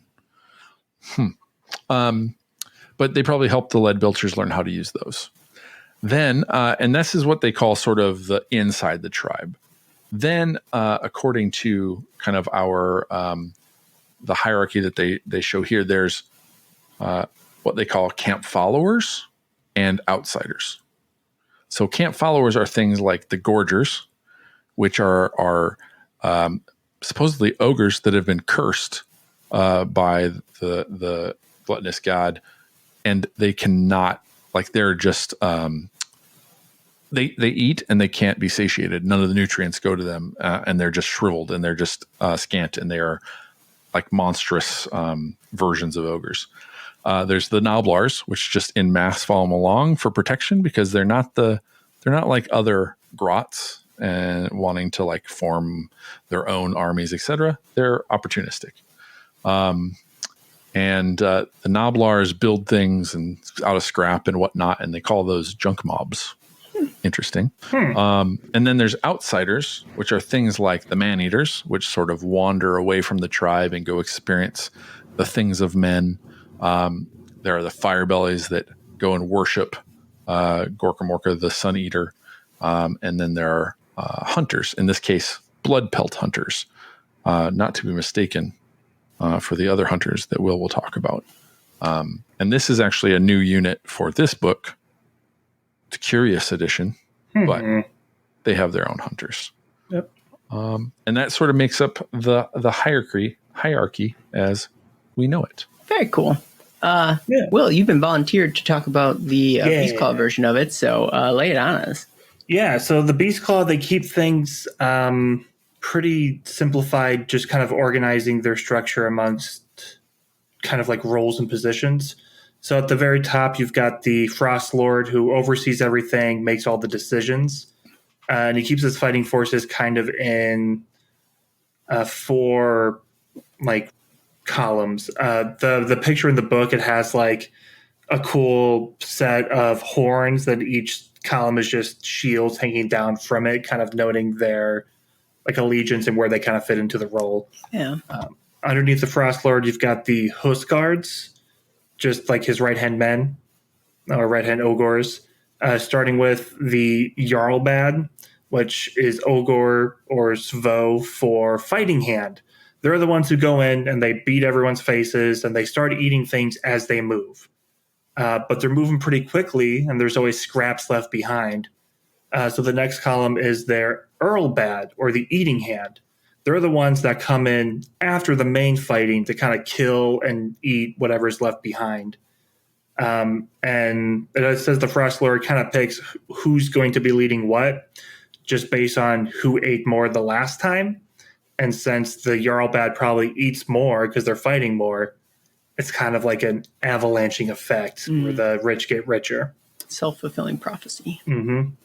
From there, you've got Torbad, who kind of lead the defense, again, led by a Huskard, just securing and holding the positions as the rest of the mob path kind of moves along. And then finally, you've got the Scal, which is the Icebrow Hunters with the Frost Sabers and Yetis kind of doing the scouting missions, going ahead of everyone else, kind of separate from the rest. Underneath this, you've got all these other ranks, and they have names Svo, Otrif, Vor, Herf, and it actually calls out the language of the Beast Claw, saying it's very simple. Like where every word is also a number. So you have the Atta, which we called ourselves at the beginning, the bodyguards to the Frost Lord. It's also the number 1. It also means mountain. All those other ranks, the Otrif, the Fjord, and the Herf, are just like the other numbers that they have. And it calls out that they may even be numbers bigger than Herf, but you need a skull to count each one just to be sure. I like how they normally talk about, like, if you want to count high, you have to take off your boots so you can count on your toes. But in this case, like, no, even that's not going to help. You need skulls. It's too many. Yeah. Can't do it. And yeah, so it really is, like, for those who don't know, the Beastclaw Raiders, they're the ones that are mounted. So they have these stone horns, they have the thunder tusks, these big massive mounts that the leaders tend to ride. Then you have these smaller, like, Mournfangs, which are just like big frost wolfy type creatures. Wolf bison. Yeah, wolf bisons, I think is the proper word. Thank you, Eric. And then after that, you've got their own hunter, which is the Icebrow Hunter. And it is kind of interesting. Because like you said, it's like a weird decision, a new unit that's a mirror of an existing unit. And so I kind of dug into that a little bit. And whereas the Blood Pelt Hunter, is that the new one? Mm-hmm. Correct. That's all about being young and being flashy and getting a bunch of trophies. Whereas the Icebrow Hunter he's like that doomsday prep survivalist. He just like knows how to survive and just he'll kill something and then move along. Won't even take a trophy for it or nothing like that. Practical, pragmatic. Yeah. I like it. Like us. I get it. You're being chased by the Everwinter. You don't have time to brag. You gotta keep moving. Yeah, you just got to keep going. Yeah. Very cool. So it's very stark, very different organizational structures between the two, which I think this really stands out in this book, especially. I think destruction armies are unique in that regard, and that like they have the books get souped, so to speak, and so like that allows for like unique subdivisions of the factions, and so I feel like this really illustrates that fact. I have a question that maybe we should have asked earlier, but a follow-up question that I think applies more to what we're talking about here. So forgive me for this going out of order a little bit, but Tyromancer, patron of the show, asked, does the Everwinter follow individuals or is it tribes or armies? And so we should have maybe talked about that when we were talking about the Everwinter up above. So I'll start with that because we're talking about Beastclaw Raiders and they're out in the world. Does the Everwinter follow Frost Lords or Huskards, or is it following a whole Alfrostun, which is a group of Beastclaw Raiders? Does the book even mention one way or the other how that works? I mean, if it followed an individual, it was Bergut Vosjarl, the first Frost King, until it caught him. Sure. And then it stopped following him. I think so they do mention that like it doesn't follow gluttons. It doesn't follow the Gutbusters, the Warbloods.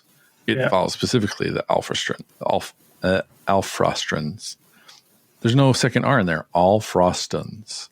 Okay. And it's their curse. And like in some of that lore where it was like, Beargut was the one who was cursed. Like it's his, his progeny or his descendants or the descendants of his tribe. Right. In the story of, an unknown Mawtribe, saving Alariel's, in Garan, like it was that tribe, I guess, that was sort of cursed or that sort of thing. So it's definitely a group as opposed to an individual, and specifically the mounted ogres. Sure. Well, and that leads into his follow-up question, which I thought applied more here was, so what does that mean for the ogres using Beastclaw Raider troops in their glutton-based forces? So basically, how do the two work together, knowing that the Beastclaw Raiders have this storm following them? Because the book talks about it a little bit. Did you guys have any interesting tidbits about that? Yeah, so kind of zooming in on that, like that condensed timeline of the Great Gut Forest and that big maw path. There's like one section where the Frost Lord actually leads the Everwinter away, so the rest of the maw path can kind of keep moving, and then uses that to get even more like Icefall Yetis and other kind of creatures that live in the Everwinter. So then he circles back around to everyone else with these new forces to kind of help crush people in their way. Well, I thought it was interesting that the Gut Busters like look down on the Beast Claw Raiders a little bit, like knowing that they are cursed and we're not, right? And so like they try to keep a healthy distance away from them because although ogres can generally survive the Everwinter, and that like both sides of them, like although we'll get frozen, they can still live through it essentially. Like nobody wants to, right? Out. Yeah, exactly. Yeah. So like the Gutbusters are like, no, thank you. Like let's keep you at a healthy distance, even if we're even nominally part of the same army. Keep you at a healthy distance so that we don't have to get too chilly. Which I thought was fun. So that's why I brought it up here. Anyways. Yeah. Did you guys have any other thoughts about how the factions are organized, how they work together, how they work internally amongst themselves? Or we'll keep going. No, it's just they fight, and the biggest one, the fightiest one, is on top. Mike's right. All right, cool. So let's talk about how. Let's look outwards. Let's look how they interact with the realm. So I think we've already spoken at length about the maw paths, those sort of concentric circles as they eat their way through the realm. So I don't know that there's too much more to add on that front, but I do think we ought to talk about who their allies and enemies might be, especially because we had some questions about that. So let me lead with one as we dive into sort of the ally side of things. In that patron of the show, Dog Tired, had asked, what about ogre diplomacy? And I think that leads pretty nicely into what their ally situation might be. Did you guys have any thoughts on who the ogre's friends are out there? I'll just say real quick that like the Yetis, what are they? The Gorgers, the Noblars are all sort of like hangers on. So they definitely have that kind of like thing where a lot of stuff follows them. And there's a mention of for Kragnos that not only do like the sentient races follow him, but like just other beasts follow in his path and are enraged. So I think that's a theme of destruction of like it's a group, it's a mismatch of different things moving together. So yeah, so just on the like what you can put on the table, they've got those as sort of like built in just allies that hang out with them. Yeah, I was going to say, like, just kind of touching on that again, that little cool timeline talks about what Ursalids, just some type of bear creature that follows the Ogors as they're doing their maw path, and they were fine having them around, just these big monstrous creatures helping until they needed more food, so then they killed the Ursalids and ate them. So it's like they're cool with anyone that wants to follow along and hang out with them, but if you're not an Ogor, when they get hungry, you're going down. Or even if you are an ogre, right? Yeah, if they're so there's that. To the element of diplomacy that Dog Tire was getting at, I think that maybe speaks a little bit to the mercenarial aspect of the ogres. I don't know that we've talked too much about that. In that, given that ogres although are dumb, they're not so dumb that they can't work alongside other sentient races in the world. And they've wisened up a little bit in that eating these people is good. Like, that's great. You get to eat them. That's fantastic. However, sometimes they pay you with money that you can then exchange for goods and services. Those goods meaning more food, right? And so sometimes the ogres get crafty with it. They think, all right, well, let's maybe get paid in, I don't know, any sort of currency out there. Yeah. And then we can turn that around and get more food until the currency dries up. And then we can go back and eat the people that were paying us in the first place. And so I think to some degree, that just sums up what ogre diplomacy is, in that they will eating. Yeah, exactly. Yeah. It's the delayed gratification of a full stomach. So that I think speaks to the how they will sell their services. Obviously, they're big and strong. They can fight off all sorts of things. It speaks to specifically like kind of how the man-eaters operate. Oftentimes, like they're world wise, and so like they know how things work out there, and so like they're maybe more inclined to take contracts and payment and things like that. Yep. But I think that's essentially what the ogre diplomacy adds up to, which is pretty cool. The motivations here, like again back to like different kinds of food and different delicacies. Like they have an interest in tasting new things, whether it's on the pleasant side of the spectrum or the disgusting side of the spectrum. But the one of the telling things is they refer to kind of sentient creatures, humans, elves, dwarves, as prey folk. So prey first, folk second.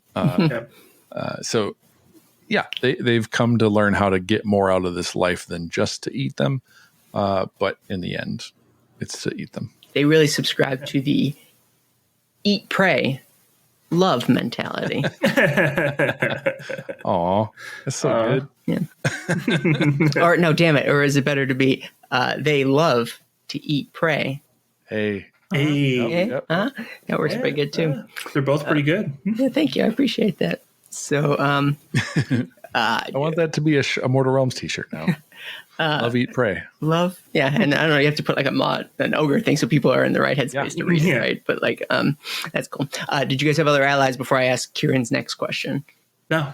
Okay. Well, no. Kieran was thinking the same thing we were thinking, in that are there any interactions or tidbits between the ogres and other factions within Destruction? How do they regard orcs or Gloomspite? Do they see them as allies, kindred spirits, or another food source? And I think it talks a little bit about a very noteworthy alliance between the ogres of the Meatfist tribe and some Iron Jaws as part of that like 2-page spread about like that mob path that we followed of the Meatfist, and that at one point they did align with like a big strong Iron Jaws group, and they had a great friendship until the food ran out of it. They didn't need each other anymore. They invited them back to the feast, I think. They kicked him back there, they invited him to the feast, kicked him into a pit where they then proceeded to eat him at the long run. So I think Will was saying before that, yes, they'll make friends as long as you're useful, but like when it's time to eat you, you're going to get eaten. So like that's the end goal of any friendship or any relationship that these ogres have with you, destruction or otherwise. They paid Gargants to build the fortress for them. Also true. Yeah. Yeah, I think the highest honor you can get from an ogre is that you get eaten last. And like honestly, that's just the best you can hope for at this point. Or don't be friends with them at all. But then again, they're gonna eat you first. Then probably. Yeah, see, first or last. Like those are your choices. You're gonna get. From a rules perspective, they can only ally with Guzzler Gargants and Troggoths from the Gloomspite Gits. Which I thought was crazy because of like the fact that they. Or, they can like mercenary out to like order and stuff. I would have thought they would have rules wise had more allies. I saw that. I think that is forever. That would probably be more likely a Cities of Sigmar can ally. I see. With men. Yeah. The other way around. Yeah. Ogres can join humans. And I think everybody's hoping that the Cities of Sigmar book that we get next will have that as an option, because all the different cities often focus on, hey, this one or that one. It'd be nice if the city of Excelsius, if you're an Excelsius Cities of Sigmar warband, that you could bring some Mawtribes in or some man-eaters in. No, Excelsius, learn your lesson. Don't bring the Mawtribes in. You saw what happened last time you did that. Don't do it. It worked. They did it 3 more times. maybe it was just Excelsius 3 times. Yeah. And it's also worth mentioning that ogres were part of that big Great Wall that followed Kragnos and Gordrak to Excelsius, right? So they were part of that too. They went in on the party. Yeah. And then before we move past Kieran's question, I just wanted to call out, we've mentioned them a few times. We mentioned him a few times. And he said, I just wanted to call out that in the Discord above all of his questions, he says, wow, I can't believe hanging out in the Discord day and night has finally paid off. Well, Kieran, it has paid off. And dear listener, it can pay off to you too.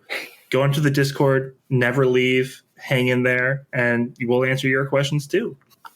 We started asking questions before I did my spiel, and I'm like, well, it's too late for me to do it now. However, it's not too late for you to do it now. So good job for picking up my slack. Yeah. I didn't want to embarrass myself, but that's absolutely true. I told you guys at the top, Kieran is running the show at this point. Yeah. Good job, bud. So any other ally thoughts before we hop into the enemies? You are defined by your enemies. I just made that up. I don't know if that's true. All right. So guess who's got another question? Who? Our dude, Kieran. So they ask, do you get the impression ogres have any particular nemesis that is any other faction they seem to have the most beef with. So first of all, Kieran, know your place. That's our. Don't. What do you think you can make your own podcast? Hey, if he's going to bring all the questions, create the agenda for the show, and bring in the jokes, I mean, we just need to get an AI to record. Yeah, what do you need us for? Right. Choo-choo. But if I may, let me take two of these, and then given your podcast, Will, and the story that you have, do you want to take the one that starts with a D and ends with an R? Yeah. Cool. Then just vague enough. First of all, bone reapers come up quite a bit, a couple of times in the stories, and specifically the Feast of Bones story. So there's a bit of a nemesis there. I mean, the Tarkan war glut is the biggest of the meat fists, and they've really ticked off some Osiarch bone reapers. So there's probably an ongoing problem there.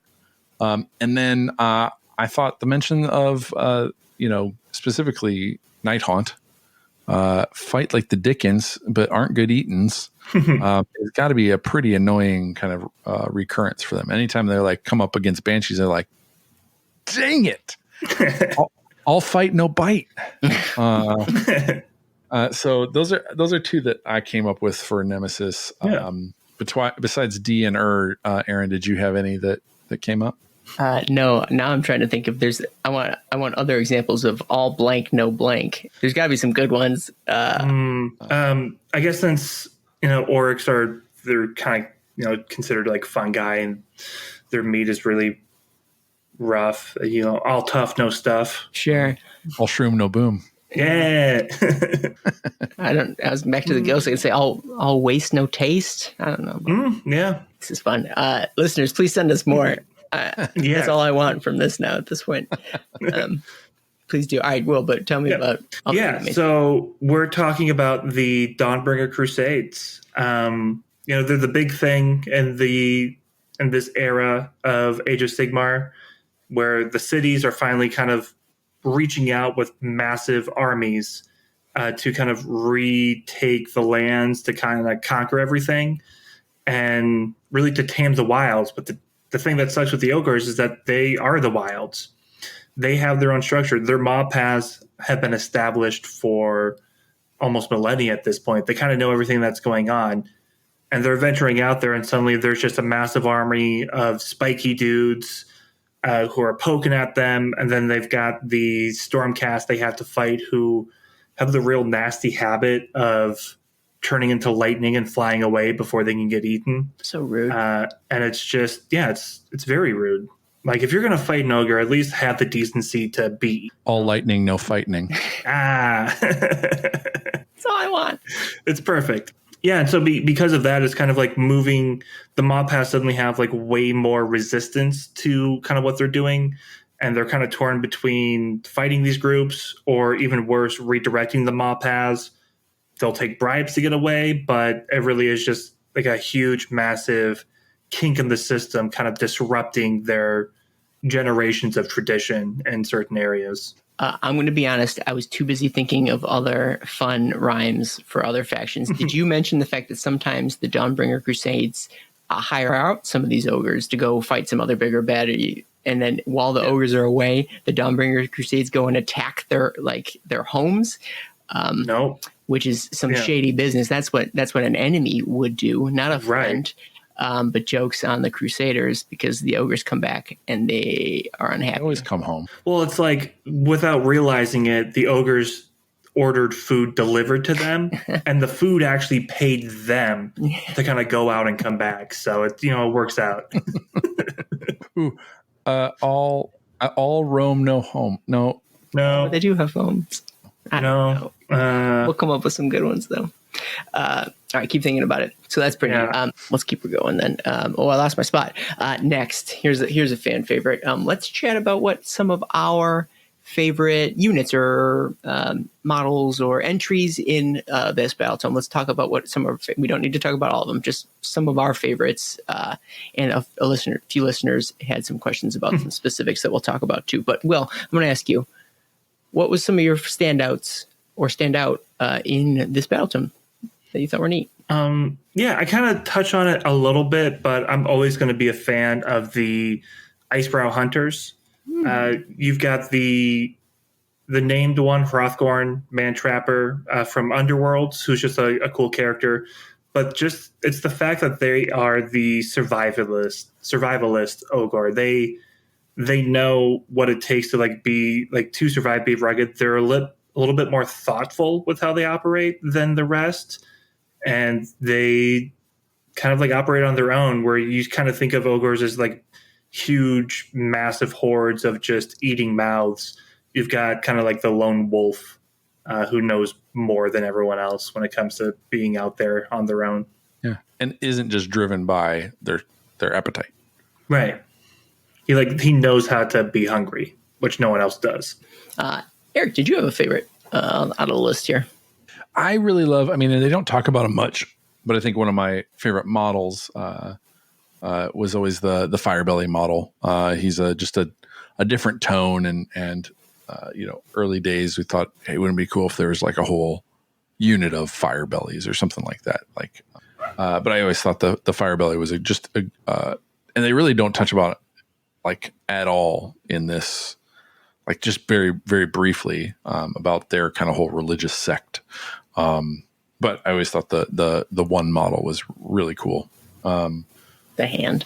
Yeah. You have a cool Firebelly, don't you? Yeah. I mean, no, I actually don't have a cool. Oh, I do actually.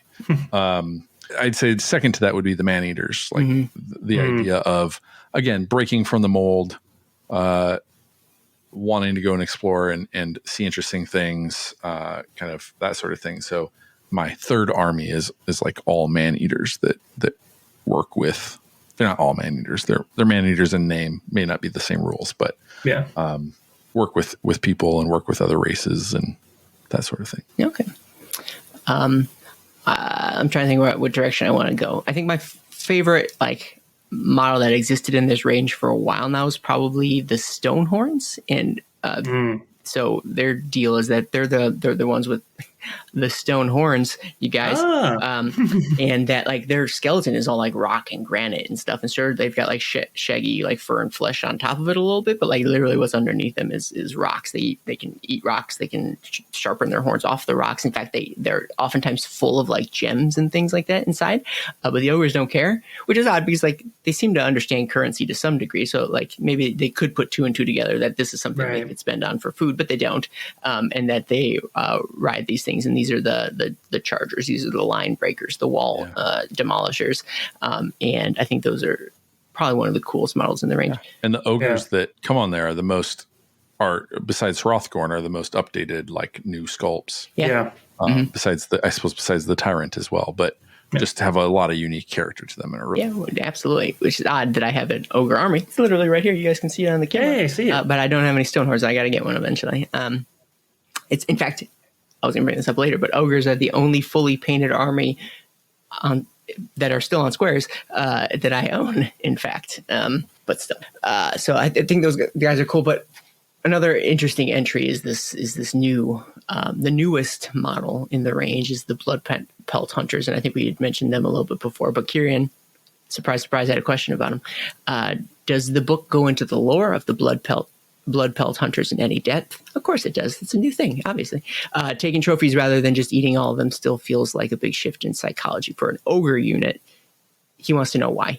And I think that's a good point in that Eric, you mentioned with the man-eaters and how they diverge a little bit from a classic ogre trope because they behave a little differently. In the same way, these blood pelt hunters also behave a little differently than your run-of-the-mill ogres, which goes to show that it seems as if the writers of this book are trying to branch out from that core identity. And so what Kieran's asking here is that the blood pelt hunters seem to crave glory more than anything else. I'm sure they're hungry. Ogres are always hungry, but they would rather adorn themselves with trophies than necessarily pick something to the bone and then eat those bones. They'll like to save some element of the things that they hunt, which is sort of, this is a new approach for ogres, right? They're always looking for something to eat, whereas these folks are more inclined to wear some of the stuff that they've gathered. And so Why do they do this? I don't know. They're just a different breed, different mindset. Maybe they're younger, right? I think we maybe talked about that desire for glory. They're not as, set in their ways per se. So I think that's interesting, a divergence from what we traditionally know about the range. I think this is a faction that's probably due for some updating, for some new ideas, some new approaches. And so this is unique and new enough for me to consider a worthy addition to the army. What do you guys think of this new Blood Pelt Hunter?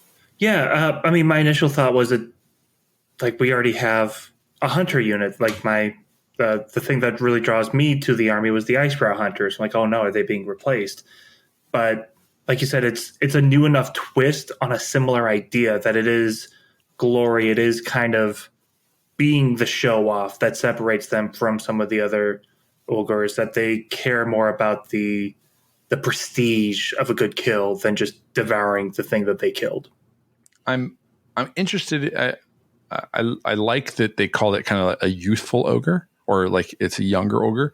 I'm confused by the design of it because it doesn't carry any of the aesthetics that most other ogres, like the main army range, has, which is a squarer build, squarer musculature, a bigger head to body. Like the head's pretty big on the bodies, which is also different from the art. I was a little disappointed the art in the book isn't like, there's not sweet ogre art, in my opinion. If you love the ogre art, good on you, but it doesn't grab me.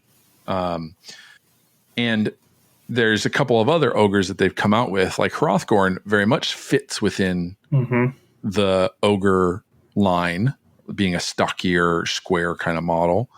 The Cursed Cities, among the Cursed City heroes, was an ogre that was smaller and wore chainmail and all this kind of stuff, but doesn't hit the design aesthetic of the ogre range. Yeah. In Warcry, the Iron Golems have an ogre breacher, which is much smaller than an ogre. That we see, which is, maybe to make it fit the range a little bit, or fit in the box, or fit in the molds or something. But there's a few cases where ogres are sort of just not fitting a design standard, and so I don't see them like replacing like the Stonehorns and all this kind of other stuff. But I'd be disappointed if they keep going a fourth or fifth direction to kind of fill out the army in the future. It seems like it's just a random different directions they're going, because Hrothgorn is like newer than some of the other things that you just mentioned there, right? So like pick something essentially, right? If you're going to go in a new direction, I guess go in a new direction, but like, I think Cursed City came out first, then the Warcry, or then the Iron Golems. Ogre Breacher came out next. Who knows when they were designed, though? But yeah, true. Yeah, I think GW oftentimes falls into the trap of like, well, as long as it looks cool, that's all that matters, and that's wrong. GW, that's incorrect. Don't do that. Well, and I don't have a problem with, like, a lot of these are stuck in like one-off places. Like, you're just going to get that model in that set. Like, it doesn't necessarily have to fit into the army. This one's the first one where they're bringing a new aesthetic into the army. No, it does have to fit. Eric, okay, you're right. Also incorrect. It also does need to fit into the army. Yeah. And false. I'll be perfectly honest. Ever since you said the Breacher and the Iron Golems, I've been trying to think of an all blank, no blank. I'm I can't. I'm trying to get Breacher, no Icha. Yeah, there we go. Or like the closest I got to is like all muscle, no gristle. All muscle, no hustle. Yeah, there we go. And so maybe here's something. Maybe the Cursed City hero and the Ogre Breacher just told people they were ogres and they weren't really ogres. Just big dudes. Just a buff guy. Just really big guys. Yeah. Mutants. Yeah, that's true. So that to be said, like, there's some interesting aspects of this guy, but like we said, there's so much character in all the other models. There's so much space on the model to have that character. This guy's kind of feature from his face is all covered too. Like, there's just something to be desired. Yeah, and you were working on him. I mean, by the time this comes out, it's fine to say. So you're intimately familiar with this dude at this point. Well, here's a good chance to say, thank you, Games Workshop, for providing us a preview copy of this Battletome and a copy of the Hunter, the Blood Pelt Hunter. He is taller than the other ogres. Really? He's about as tall as probably the tyrant, but his musculature is very round and soft. Which aesthetically, like, it's a fantastic sculpt, and the bibs and bobs that are on him, from the dragon head quiver to the big bear pelt that's on his back, like, all of it's beautiful. It just doesn't fit the aesthetic as well. So but maybe he's young. Maybe this is a young ogre, hasn't quite squared out very well yet. All young, no gun. All right. But big crossbow. Real big crossbow. Cool. I'm going to keep asking questions. Will Wallace, patron of the show, thank you, Will, wanted to hear anything about ogre mercenaries, and I feel like we up above touched on it a little bit, but was there anything to add about man-eaters? Eric, I think you touched on them a little bit too. They don't spend too much time talking about the man-eaters besides its own entry. There is a section where they had a bunch of images, like scenes set up. Do you remember that in the book? And so they were like horizontal setups of the models. There's these just different scenes. Yeah, the first scene shows the paymaster and the buccaneer, not from Underworlds, on ships fighting against the Lumineth. So it says the man-eaters, known as the sellswords of Excelsius, ransacked the coast of Tus for ancient treasure and interesting seafood. These are the guys who betrayed the cities of Excelsius, etc. Yeah. And then it says, in the Dark of the Eight Points, the most intrepid ogres take on the lurid psychedelic demons of Tzeentch. And so it shows the ninja man-eater fighting off against these other guys. Oh, the ninja and the baker woman. So there's a couple other places just in this book where it shows the man-eaters front and center, which is kind of cool. Can you still buy them, I wonder? I don't even know. Yes, they are on the website, and we'll get to talking about that. I would say on that same page, it does show that new blood pelt hunter, and you can I see what you're talking about. How he's like a smaller head and kind of braggadocious, kind of saying that he's all youth, no tooth. Don't stop, keep them coming. Awesome. And then Kieran had another question to ask in about Thunder Tusks and Stonehorns. Maybe I should have brought this up when I talked about the Stonehorns, but it was asking, where do the Beastclaw Raiders get their Stonehorns and Thunder Tusks from? Do they originate from a particular realm, or do they breed them in some way? So it doesn't really talk about it as much in the Thunder Tusk or Stonehorn entry, but they do bring it up in one of the sub-factions where they talk about how, it doesn't really mention how they get them per se, but they do like sort of breed them and they train them and they throw them into like fighting pits, sort of like gladiatorial combat a little bit to weed out the weak from the strong. And that's kind of how they develop them to some degree. So there's that element in the book. Yeah. And we would not be okay with that in the real world. Right. God, no, definitely not. No, not even a little bit. Nope. Well, and it depends on what you believe the origin of the Everwinter to be, because there is that story where Alariel tells them how to communicate with their creatures. Oh, sure. So if you believe that one of those several stories, you would actually say that they originate from Gairan, because that's where they hung out and met her. Yeah, that could be true. At one point when they're bonding with their mounts, they carve off a bit of their own flesh and they carve out a bit of the flesh of the mount, and then they swap and they eat each other, and that's how they bond. So that's a little much. Yeah, I do that with my dogs all the time. Sure. I mean, I have no doubt that if I were to die in my home, that my cat would eat me, which is basically the same thing. He does try regularly. So that's pretty cool. Other favorite units or things you guys want to talk about before I keep going, or bring up my one last question from Kieran about units and things, because we're going to do it. Nope. Let's do it. I'll keep going. Kieran, keep them coming, Kieran. I love it. So this is a good one. Good question. Which model in the Ogre range do you most want to see an update for? This is a good question across any of the books that we talk about, but for Ogre specifically, what update do you want to see? For me, it's the man-eaters. I feel like that's where there's so much variety. The man-eaters, and again, if you're going to take a minute and have a new model made, make one of those. Yeah. I would throw in the Butcher as well. Like, I feel like it's a really cool concept. It's such a key piece of their lore. and yet the model again is just very old. I've got 2 butchers, and they are old. I would say the Gorgers, because I don't know that they're the most interesting thing out there. Plus, I don't know that that needs to be the direction that Age of Sigmar ogres need to go in. However, I have a hard time even picturing what they are in their current sculpt. I feel like this is not indicative of what they should be anymore. Like, because it's such an out of date thing that, like, for them to paint a better picture of what a gorger even is, I think they need a new troglodytic ogre who's starving and voracious. It doesn't seem to match that anymore. It maybe did at one point, but I don't think it does these days. So that's what I would update. I'll sneak in Firebelly as well. Sure. Yeah. Just make that plastic, make him big and bold. Do the same. Yeah. Do the same pose would be fine. Yeah. Just kill it. Yeah, just make it better. Very cool. All right, let's keep them coming. Let's talk about some of the sub-factions. That was a weird sentence. We've touched on a few of them at this point. I feel like they integrate very well into the stories and the things that we've talked about thus far. But I'll ask you guys, did you have any favorite sub-factions on either the Gutbuster or the Beastclaw side that you wanted to chat about? I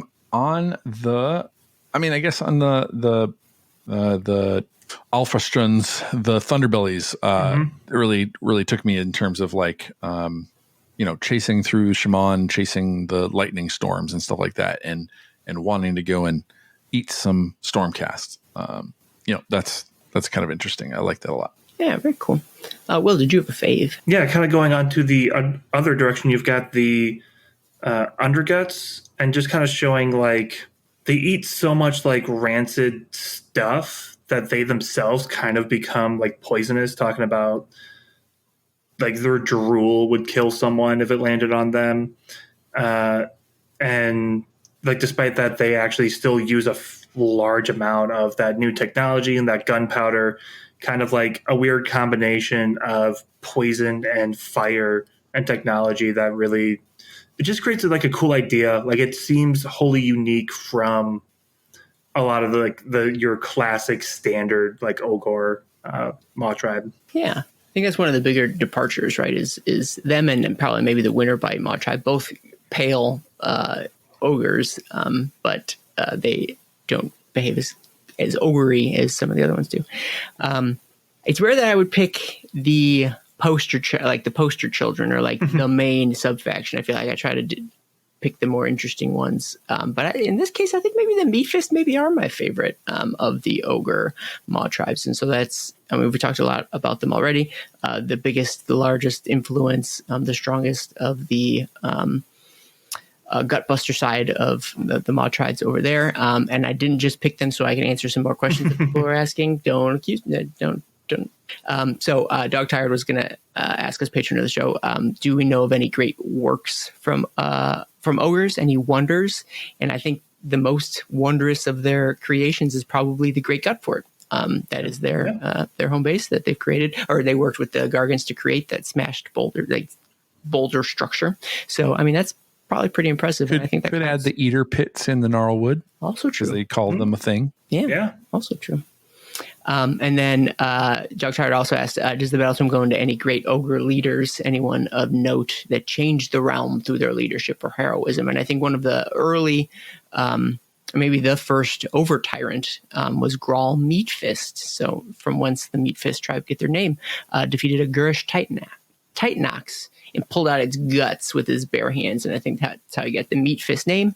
And then there's also Glob Gittermaw, which is the over tyrant. Glob Glittermaw, is that what I said? Yeah, is the over tyrant of the Meatfist.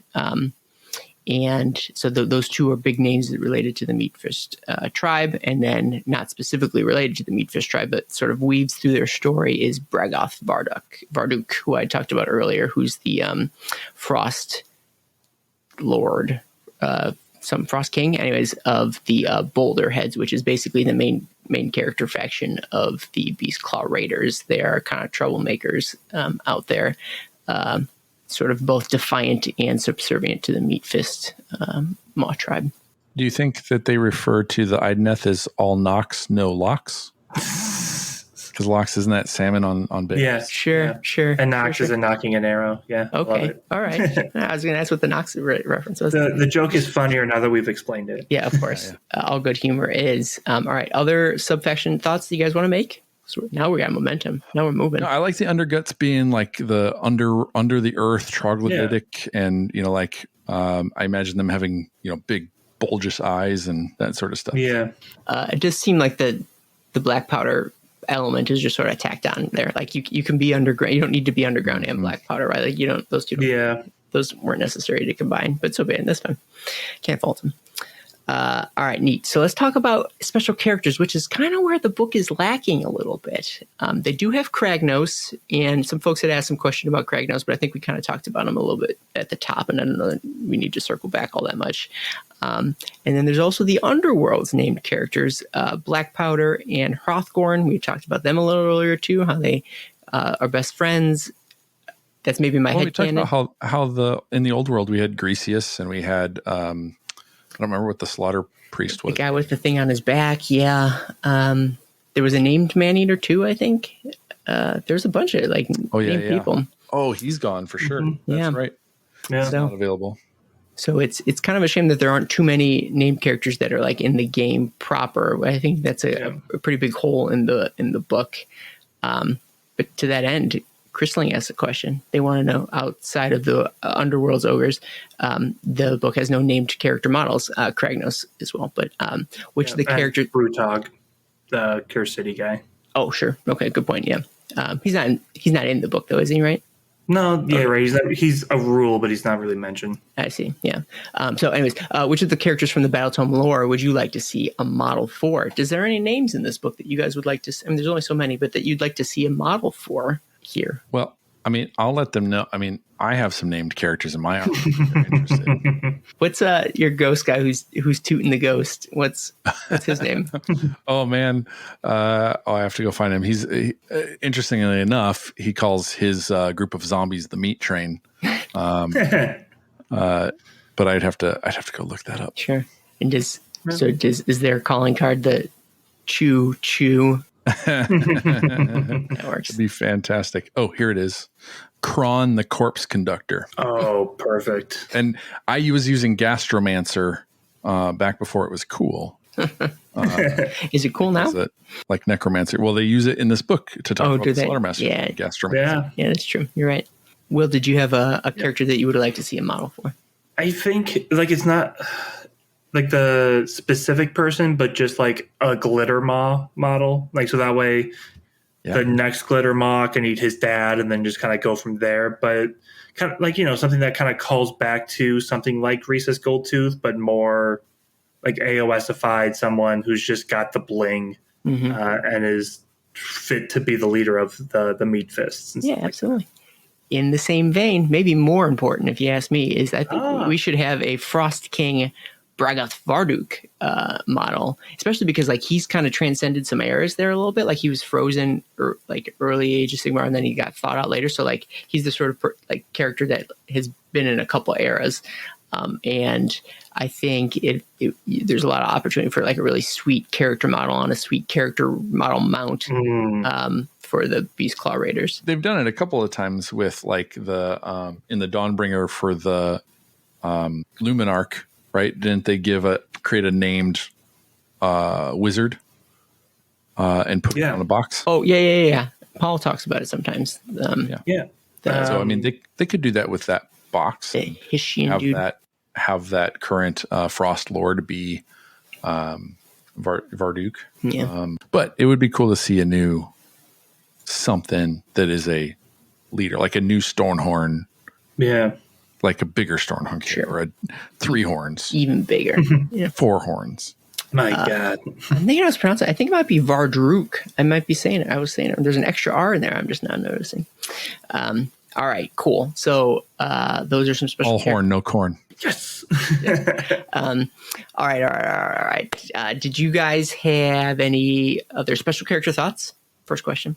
No. I see no. Make them all special characters. Yes. All right, I'll ask the last listener question, and who else should it go to but our dear friend Kieran. They ask, what is something that you're hoping to see in this Battletome that didn't make it in? This could be a story lore related, or it could be a gap in the army roster, other rules, etc. Anything. Guys, what is this book missing? I think we were just talking about it, but... I'll take the easy one. I think it's mission special characters is what it is, or a special character, something that really. It's one of those you don't realize they're missing until they're gone, right? And how much character and literally character they add to a Battletome. And so because of that, I think it's a glaring omission, and I can't wait because there will be one day, I'm sure. So I can't wait to see who that might be. I mean, this army has the most resin and metal, and I think it needs more plastic. Yeah. And to kind of key off of that, like just with the man-eaters in general, I would love, even if it's not even a model, but just like some art of what the different ogres would look like after bringing in different aspects of different cultures that are unique to AOS. Because right now, all the man-eaters are looking at cultures from the old world, which resembles our world with ninjas and pirates and stuff. And I want to see the Ogre that worked with the Seraphon and has like their cool stuff, or the Ogre that worked with the Lumineth and stuff like that. Like, even if it's just art, just like 1 page, 2-page spread of different kinds of man-eaters, just to kind of show them in the realms. Yeah. And I'm going to take it back. The artwork in the book is great for the Icebrow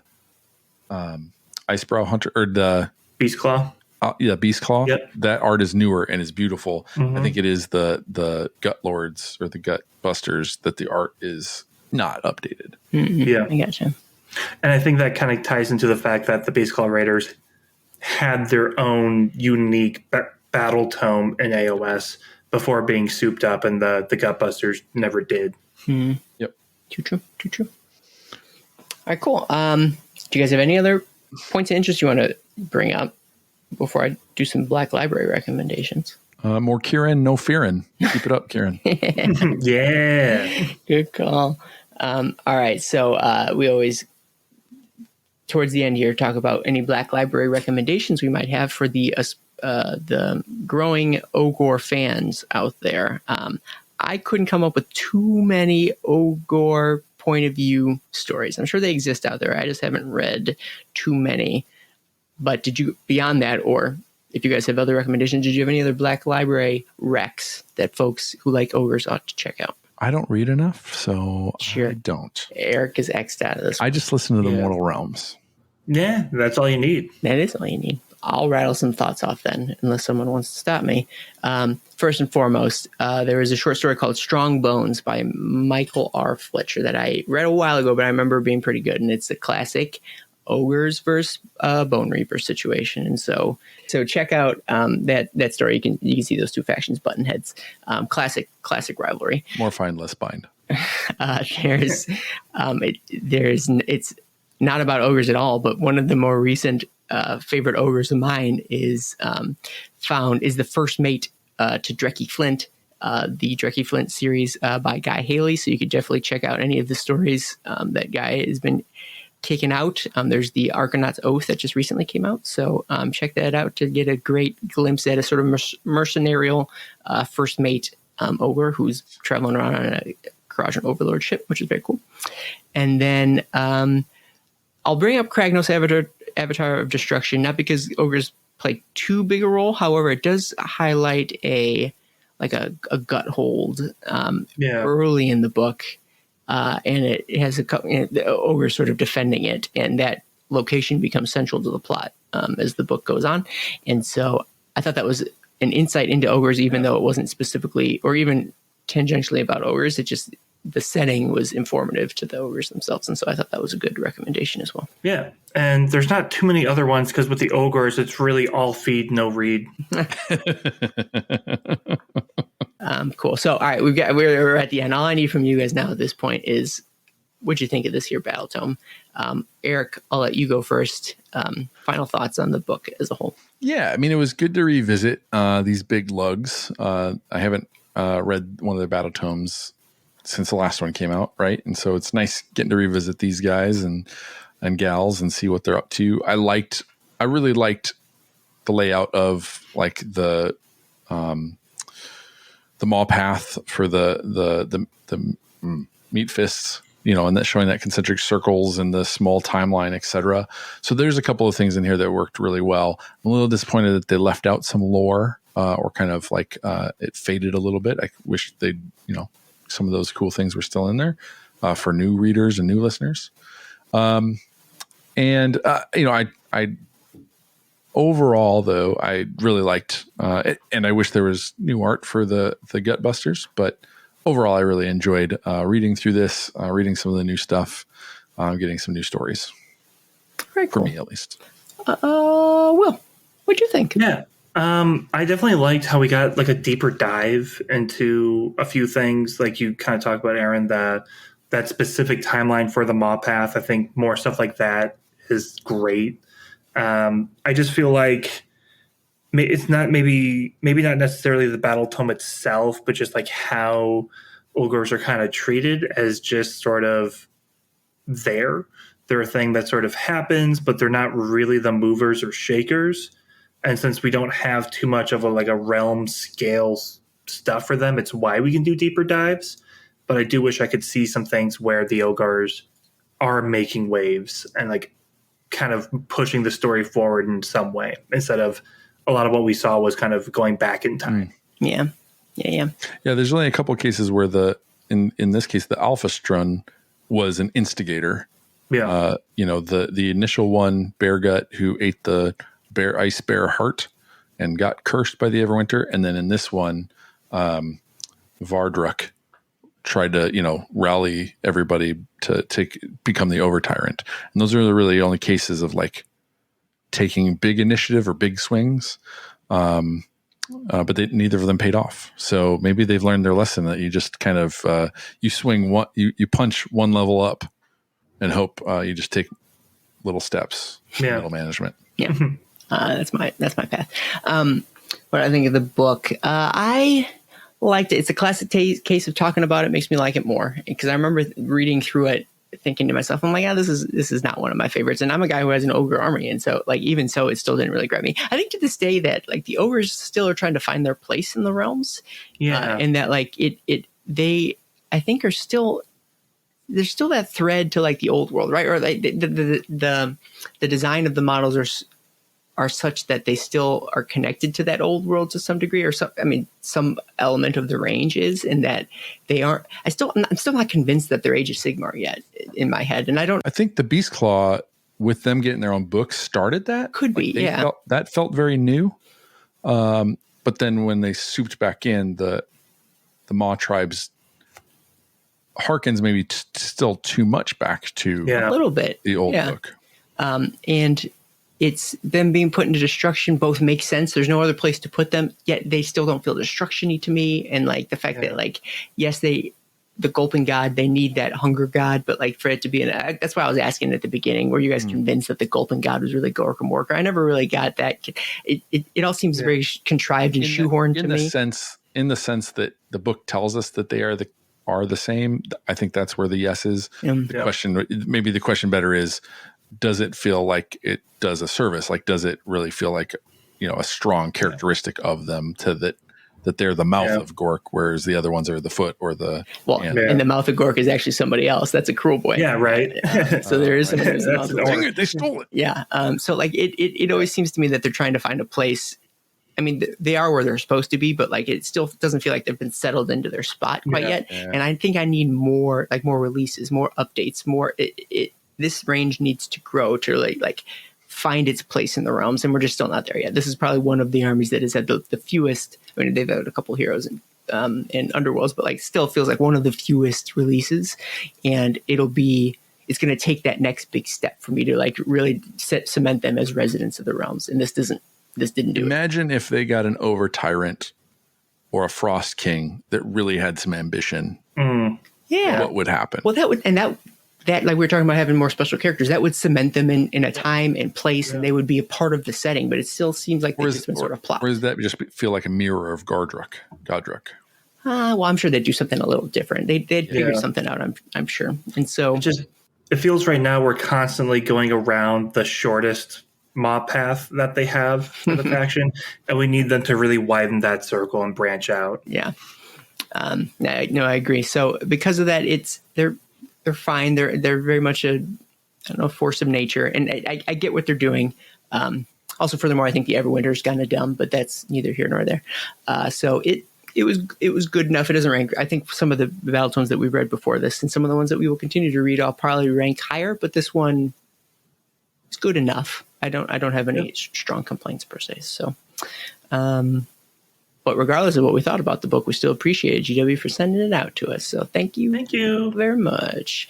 All right. Any final thoughts before we shut this one down? I just want to say I really appreciate our listeners and the ones that are still here. Oh yeah, and you guys are awesome. That's true. And in fact, you're all better than the people who stopped listening a long time ago. So you can hang your head on that one. Yeah, it's safe to say that everyone who's made it this far is all grand and no bland.